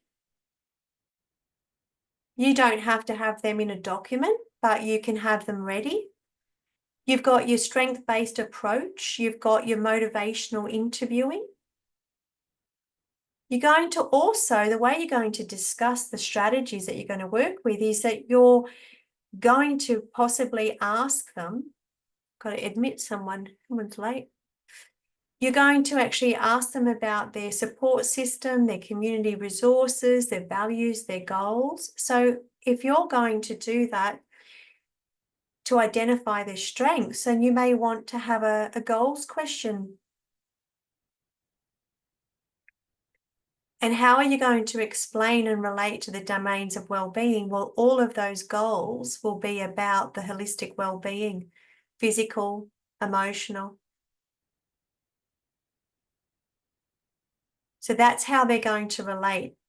It will be a strength-based, client-focused goal questionnaire on the holistic well-being, including all of the domains, and write them down.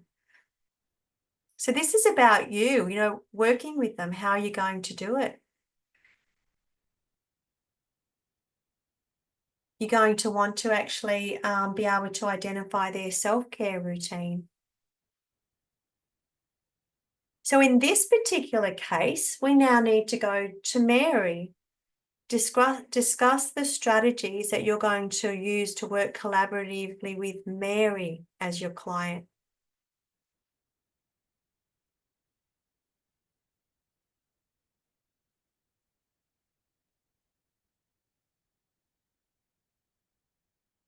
So some of the strategies that you'd be using with Mary as well is that you'd want to get prepared, is that you might actually want to use some relaxation techniques as well in the actual session. Just as a strategy for well-being, you could actually use those to explain that to her.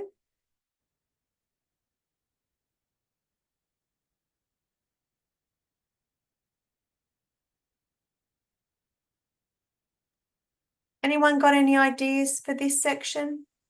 Karen?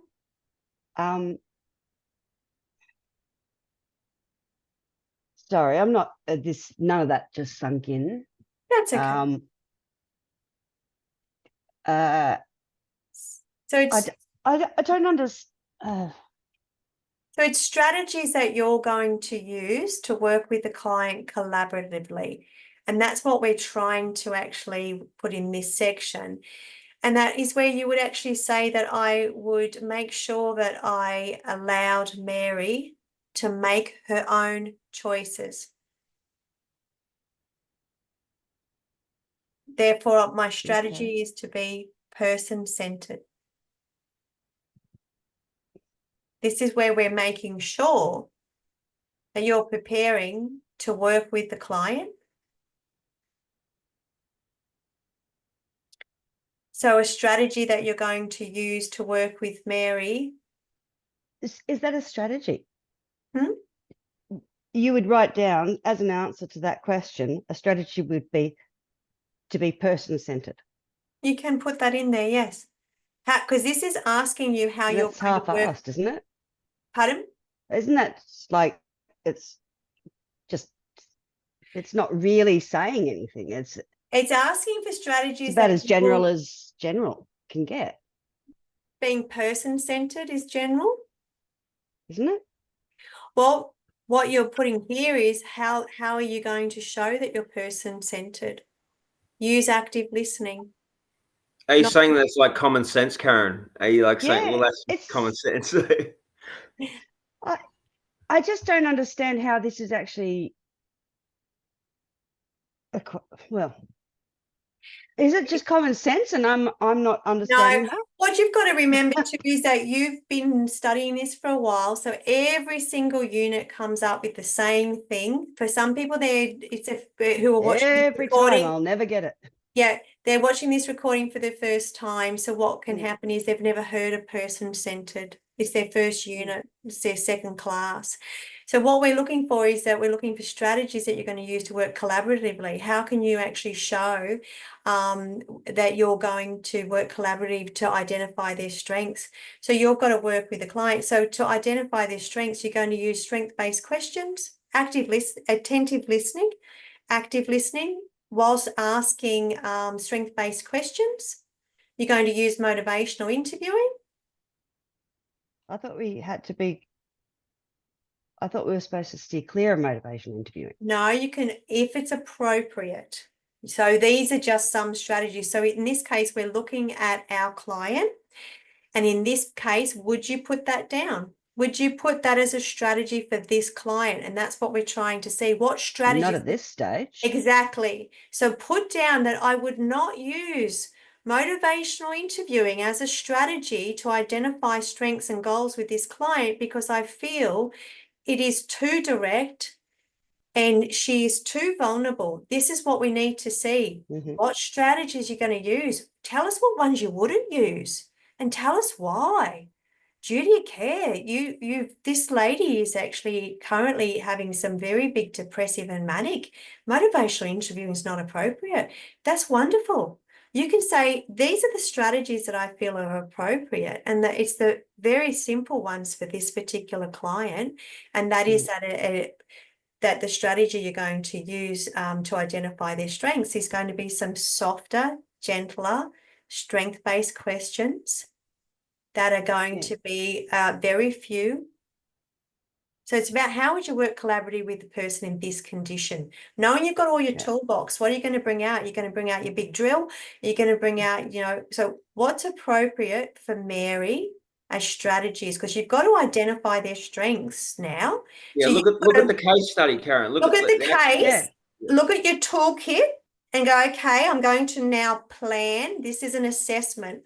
What's appropriate for me for this person? And it might be that you actually decide that it's going to be the way you're going to work collaborative with her in her situation, her case notes, just to ask some very gentle questions, and that you would have a written questionnaire on hand, but may not intend to use it if not appropriate.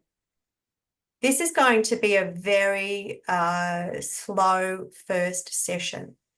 So I'm glad that you're like, wow, is that appropriate? I don't think it is. Awesome. I would never go near motivational interviewing for Mary, especially if it's not your first session. We don't even know her. Great. Put that down, because this is actually says it's for her first session. So being my first session, I would not use motivational interviewing. You haven't even really assessed what stage of change they're at. So we would go with this. You need to say that you would start your strategy would start with a slow, gentle pace to identify the strength. So she's been diagnosed. We are her case manager for First Access. Can someone tell me what a case manager is? So a case What do they do? Yes, okay. Well, we can discuss that later as well, because we're going to have, if you haven't done the case management unit, but a case manager is a support worker, and you are going to have a long-term relationship with this client. It's not a one-off. You are going to manage their health case. So this person is going to be with you for a series of sessions. So by managing the case, you're putting certain things in place and plan for their goals. In this case, it's well-being goals. That's your job. So, but other case managers might be looking at other goals. Your job at the moment as this case manager is to read their case and help them with the task you've been given, which is to set some well-being goals. That's all you're going to stick to. We're not doing anything else. We're going to identify them to, as we mentioned earlier, one of your strategies to identify their strengths might be to focus on the person, not the illness. That's a strategy. That's where you're going to put your attention. That's what we discussed earlier, that we are here to work on. Another way that you can talk about here is that you're going to actually ask her questions about your strategy is to only ask questions, not go too heavy. And a way to identify her strengths is start with what's working, what her self-care routine is. So it's about what's your plan, what techniques would you use, what's your strategy, go fast, go slow. So it's just putting thought to her current case and her conditions and how you're going to approach this to work collaborative, which means you have to work with where she is, identify her current situation. And so what strategies you put in here will show whether you can understand her situation and her case. She's newly diagnosed. This is very much a slow start.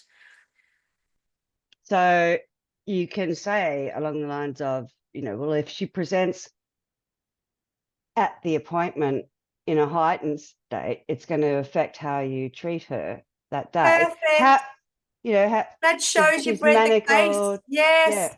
So one of your first strategies to identify her strengths, working collaborative with her, which means person-centered, focusing on her, is I would assess how she arrives on the day and change my approach accordingly. I would plan to have an approach if she was to turn up in a depressive state. Body language. Yeah. One of your strategies. So how you're going to identify her strengths is through either having questions prepared to ask, questionnaires prepared to be written in. So this is a preparing stage. So the last section of this is about your professional practice. And it wants to reflect on your own values, beliefs, attitudes. It's about this client. This is just about Mary. And check yourself. And how are you going to remain non-judgmental? This case might be one that actually brings up some biases for you. And therefore, you've got to get your strategies in place of how you're going to actually deal with that. And then with professional practice, we also want to develop strategies and contingency plans to address any emotional challenges, promote resilience and emotional well-being. So what we want to do is outline what will be done to ensure that the person's choices, parameters and boundaries are going to be respected. So what we've got here, guys, is one thing for the top as far as reflect on your own values. You're going to just put down that you will always have an ongoing self-reflection, self-awareness, and you will follow your policy, everything you've learned about professional practice. You're going to follow your policies and procedures. You're going to follow ethical guidelines. This is how you're going to actually have the non-discrimination. You're going to be culturally sensitive. You'll make sure that you seek feedback from your workplace if you're actually having a challenge. You'll reach out to your supervisor. You'll debrief. So that's how you're going to make sure that the beliefs and attitudes. So it's ensure that your practice remains. There's everything we've learned, but we need for you to document this. We need to see the evidence that you understand. How do you keep that practice happening? And I know you hear it in every unit because you do need to hear the same thing in the unit. How you're going to reflect on your values and beliefs and everything as well is also to make sure that you check in on the power dynamics. There's an imbalance of power when you're working with vulnerable people. So you're just going to have a regular check-in before you start your day with every client on ethics. Develop strategies and contingency plans to address emotional challenges.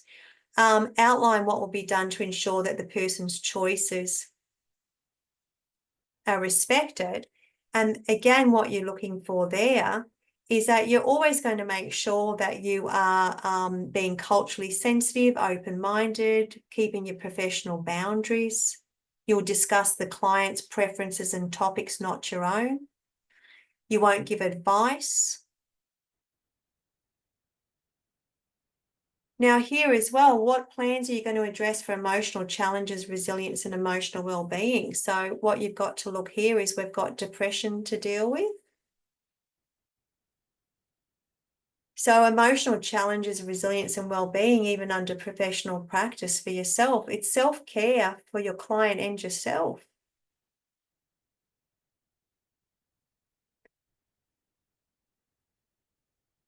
But you've got to go in prepared to actually do this for the client.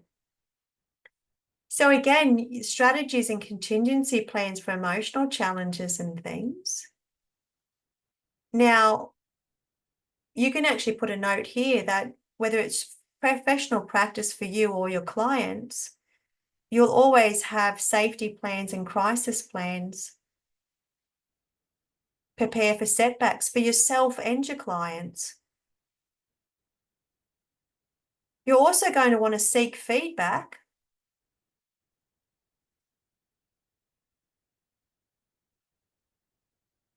How are you going to actually be sure that you're actually ensuring the person's choice? Seek feedback. You can, in the parameters and the boundaries, just say, am I hearing you correctly?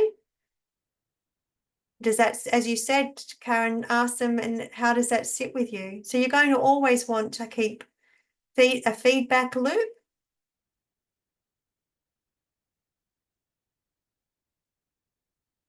So outline what will be done to ensure the person's choice of parameters are clarified and respected. Well, you have to do the dignity of risk. That's how you respect your boundary doesn't step over. It's the person's choice. You're going to promote dignity of risk and give the client the right to choose.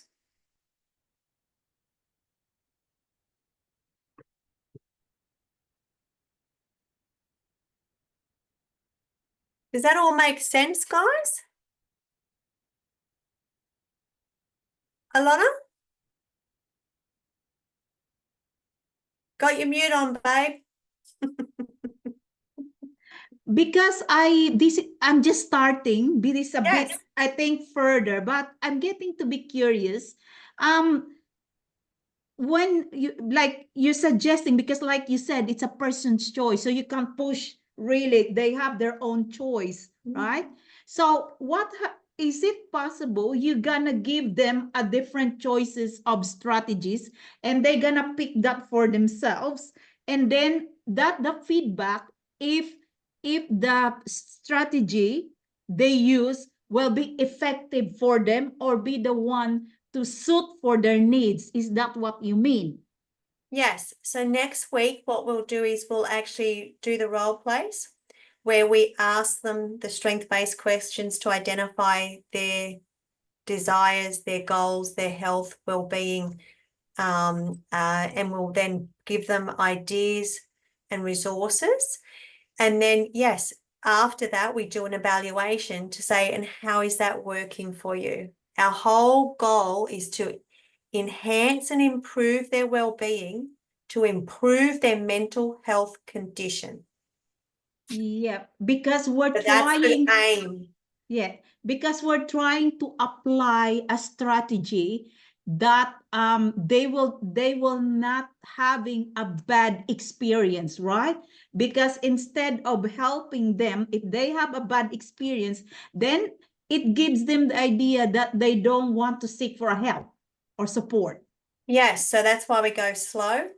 Don't do too many things at once. Always seek feedback, because you're right. We could damage someone by being overzealous, by doing too much, too fast, that they're not even wanting to do and not check in. And then they may, like you say, decide that this doesn't work. And that's what we had recognized as a barrier before as well, was where they've had a bad experience and they just won't do it again.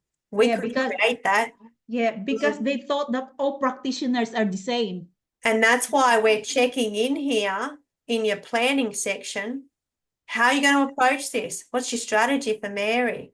Daniel? Okay, Alona. So I just wanted to add on to that. So yeah, I mean, it's pretty much just, yeah, I mean, people can fall through the cracks so easily. So we need to be tactful. I can't bring that word enough. Tactful, body language. Just read the person, and you know, like, I think we've been talking about a lot of our own feelings as well, bringing our own feelings into this kind of practice. But so I think that's maybe a way of being more of a healthier provider. But really, if you just concentrate on their body language and who they are and this, you know, and their case, you can't go wrong. Well, Daniel, I think that if that's a real deep belief of yours, put that as your strategy. Yeah. Your strategy to where you're going to actually be able to assess them is to actually start with making sure, and as you know, communication, 80% is body language. So you've got one of your strategies to work collaboratively with them is going to make sure that your body language, tone of voice, choice of question is appropriate, and you're going to be ongoingly assessing that. That's showing duty of care. We all are in the same thing, do no harm. We're here to benefit. We can sometimes get a bit overzealous to do that. Yes. Out of good intentions can sometimes come bad outcomes. Yes. This Tactful. checking in every time. And I know every unit does the same thing, duty of care for self and others. So I'll keep going if you want to, and we'll just look quickly at the next two cases, because then you should be able to knock over these 3 assessments this week. So let's do this. We'll stay on task a little faster. So you met Mary. So again, what you're looking at here for information and resources, as you know, we went over that. Now we've got Jane. She's 38. Was involved in a serious car accident, left her with a spinal cord injury. As a result, she's paraplegic, a wheelchair for her mobility. Prior to the accident, she was active, outgoing, enjoyed hiking, camping, spending time with family and friends. She was a successful business owner, had a supportive partner. The accident has left her feeling isolated and uncertain about her future. Now you're going to play the case manager again, which is simply a support worker in a role of managing someone's ongoing well-being. That's all that really means, Karen, in a nutshell, but we'll get into that in another unit. She's been referred to you, and again, you want to work collaboratively and support her recovery. So that means relationships. That's all we're doing. We're not treating the illness. Self-care, relationships, all of that well-being to enhance her mental health. So let's come back to that very first question, and it asks you for information and resources that you're going to need for this particular client. So to prepare, you're going to want to have information, resources, same situation, websites, referrals, and brochures that all work alongside someone who has this disability. So you're going to want to have some social supports, networks, and activities that have wheelchair accessibility.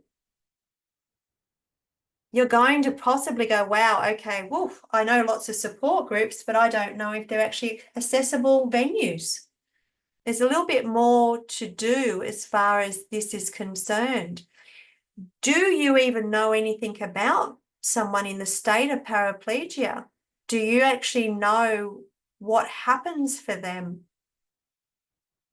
Health and well-being wise, are you well researched? So Sorry, Karen, can you bring back the description on the Yes, person, please? sure. So Jane is a paraplegic. Do you even know how that would affect someone's health and well-being to know what you can even choose? So you're going to prepare the resources, that you may actually need to do some investigation on health and well-being of a paraplegic.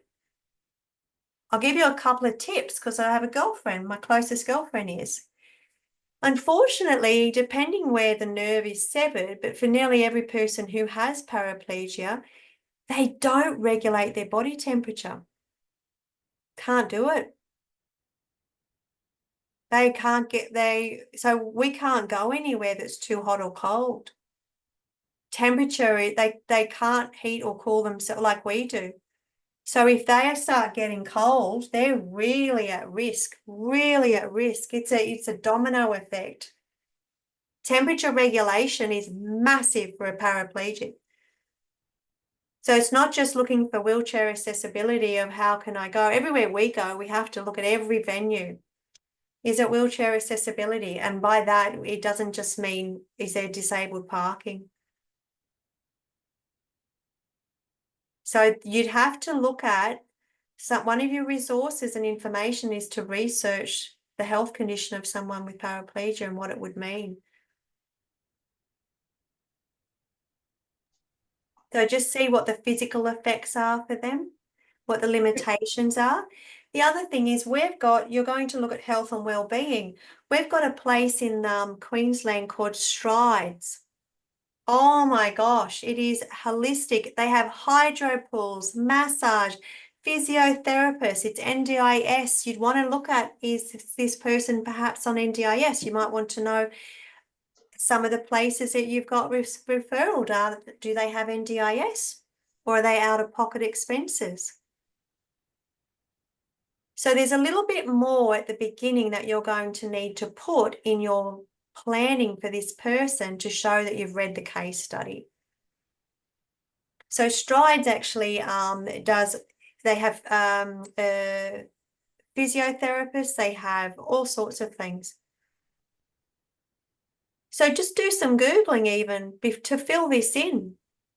Actually Google and go, well, this is all planning. If I had this person coming to me, what would I have to know? Do research, put it in there. What resources and information would you have to compile to be prepared to create a wellbeing plan for her? Alana, have you put your hand up again? Sorry, you're going the mute thing again. Sorry, I forgot about it. Okay, all right, no worries. So yeah, so this one you can do a little bit of research. Again, put your notes in to show that you've got appropriate resources and information for this person's condition, that you're prepared to go to stage 2 and meet with them. So I'll go back now and we'll get the next customer on. Peter. He's 30. He's been diagnosed with schizophrenia. Has experienced several hospitalizations. History of substance abuse. Vietnam. But born and raised in Australia, currently unemployed, lives alone. So there's some serious flagging here. So when we come back in this assessment up here, it's asking for the information and resources that you're going to need. This person's name's written here. There's your client, Peter. So to be able to explain the social wellbeing practices and services that you're going to consider for this client, what resources and information are you going to need?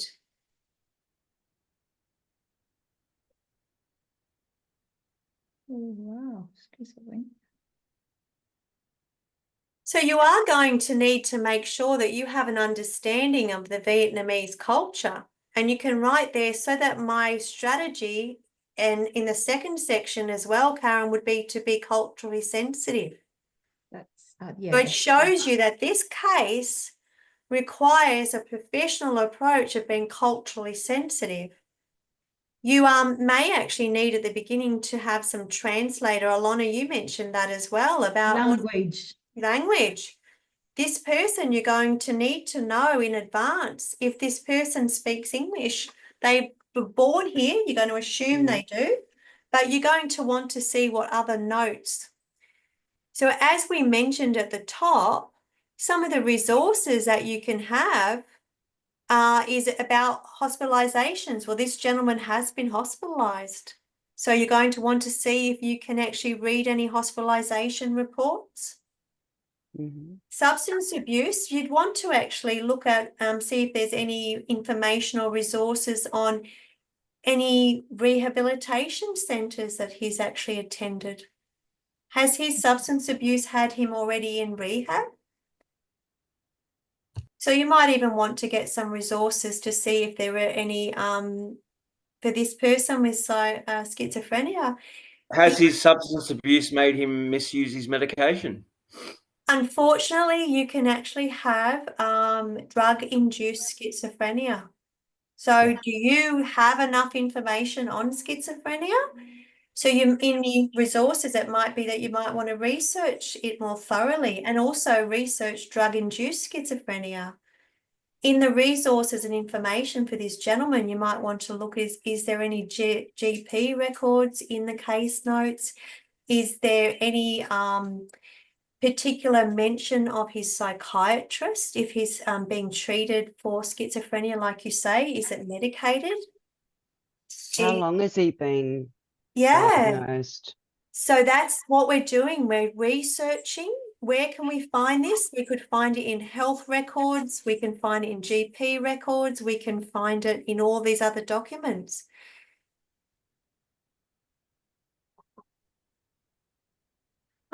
Another as well, Karen. Yes. Another question is also how his family support. Yes, and again, we can find that out more thoroughly in person with him when we do that. So you're absolutely right. Every single person we need to flag support system. But in this particular case, as you know, we can get physical and mental health reports and plans from health professionals. But you're right, we can get other information from family and friends. There may actually be information in his case notes that we can research and have access to that is information from family and friends, from documents. Because also like Lebanese, it's very close-knit community and also close knit, like very family oriented, and that is also sometimes it comes as well with how they also sharing that information. Yes. So I just want to mention to you as well, what we really got into today was really the therapy of how do we support someone with their well-being respectfully, with duty of care, dignity of risk, and safety. And I think you've done amazing. What I haven't done today, because we had such rich conversations, but we will touch on it next week. I'll just show you the leftovers where I didn't take us, but we talked about it, guys, so we may not even need to. Oh, The legal and ethical considerations, and that's what you're going to put into that second stage. Yeah, you're going to respect boundaries, rights and responsibilities, look for workplace health and safety. Make sure that you have dignity of risk, discrimination, all of that, Karen. I know it sounds like, isn't that common sense? That's because that's how you operate. You have a lovely moral compass. Not everyone does. So this is just how we need to remain professional. Then we have to also just look at the legal and ethical considerations. And these are our rights and our responsibilities that we give to our client. And we can write this in there. My strategy to work collaboratively is make sure that I ask for informed consent. I remember that my mandatory reporting duty of care, and I actually need to record all case notes. I need to keep privacy and confidential. That's how you're going to collaborate. So where we're up to now, very quickly, I'll come back. We've got the light bulb moments. Was tonight illuminating, everybody? Mm-hmm. Do you feel that you've just got some rich, valuable approach? It's about, we can know the technique, but how you apply it is what really matters. We want to be effective. So I want to give you a couple of words to remember. When you're working holistically with well-being, you're working with lifestyle medicine. And as Sib said, the medicine is 30% for some. For some, it's less actually. They don't get the right medication. It doesn't give them the benefit. It actually gives them more side effects. So for some people, they can't even lean on any of the medications. They don't work for them or work as well for them. So please remember that what you've got to do is realize that if you get the right plan for the right person at the right pace, boy, you can do some good for their mental health. This is the area where we need great respect, as Daniel always says, but you can have a great effect if done correctly, which is why it seems like a bit of an easy subject. Oh, big deal, we'll just talk about going around the block for a walk. It's pretty big because we're dealing with mental health challenges in the first place, and that's the very thing we've got to improve. Daniel. Yeah, I guess elaborating on that, I guess to everybody, I mean, really it's experience. I mean, it's a hard road. This mental health thing, it's not easy. And you know, a lot of this stuff does bring up a lot of our own kind of inner demons, I guess you could say. But unrest maybe. Yeah. But I really think that it's just focusing on something that's more important than us. Like we seem to just get so in our own, or I get so involved in my own head that helping people is just like a major thing for me. And I just really, and the holistic approach, absolutely. Like drugs and all that just doesn't work. You know, it needs to be people on people. We need to just understand each other a little bit more. And I really think the power of the lifestyle medicine is just incredible. Sip? Yeah. Thank you, Daniel. I just want to share a bit of a story. One of my clients has... What we might do, I just check in. Has everyone got time? Because I can wrap it up and take us off record so the recording doesn't go over. Can we do that, Sip? And then we can hear you without having to feel we've got to be pressured, and then anyone who needs to leave. So I'll just share the very last thing for you guys. The beginning is half of every action. So let's let that sink in. I'll stop sharing and we will stop recording. So I'm so humbled to be in your company, everybody, and I will get to your stories soon, but let's take it offline so everybody can really enjoy it. Everyone here seems to be here for the right reason, the right motivations, and I'm just really inspired by all of you. There are some people out there who don't hold that do no harm close to their chest, but I feel your good intentions every week, and I just want to say I feel really privileged to be involved in your learning journey, really privileged. I actually can see by the questions and contributions just what an amazing impact this community. They're lucky to have you guys. They're lucky to have you. You wouldn't stay over to nearly 9:15 if you really weren't invested. I see people here who just also, as you said, Daniel, maybe have had effects themselves. I'm sure we could all share 1,000 stories. And we just want to actually make sure we use our life energy, our life focus to make someone else's better. Well, I can tell you out of all of the units, this one's very powerful if done slowly with respect, but I know you all will. And that's what really excites me, because we've got some practitioners out here that are actually going to really do some good stuff in your own way. You don't have to do it by the textbook. You just need to know what's the appropriate approach and what's the right strategy for safety. And then you'll just get the right client for you and magic will happen. You'll know because you're going from your heart, not just your head. This is the theory, but your practice is amazing.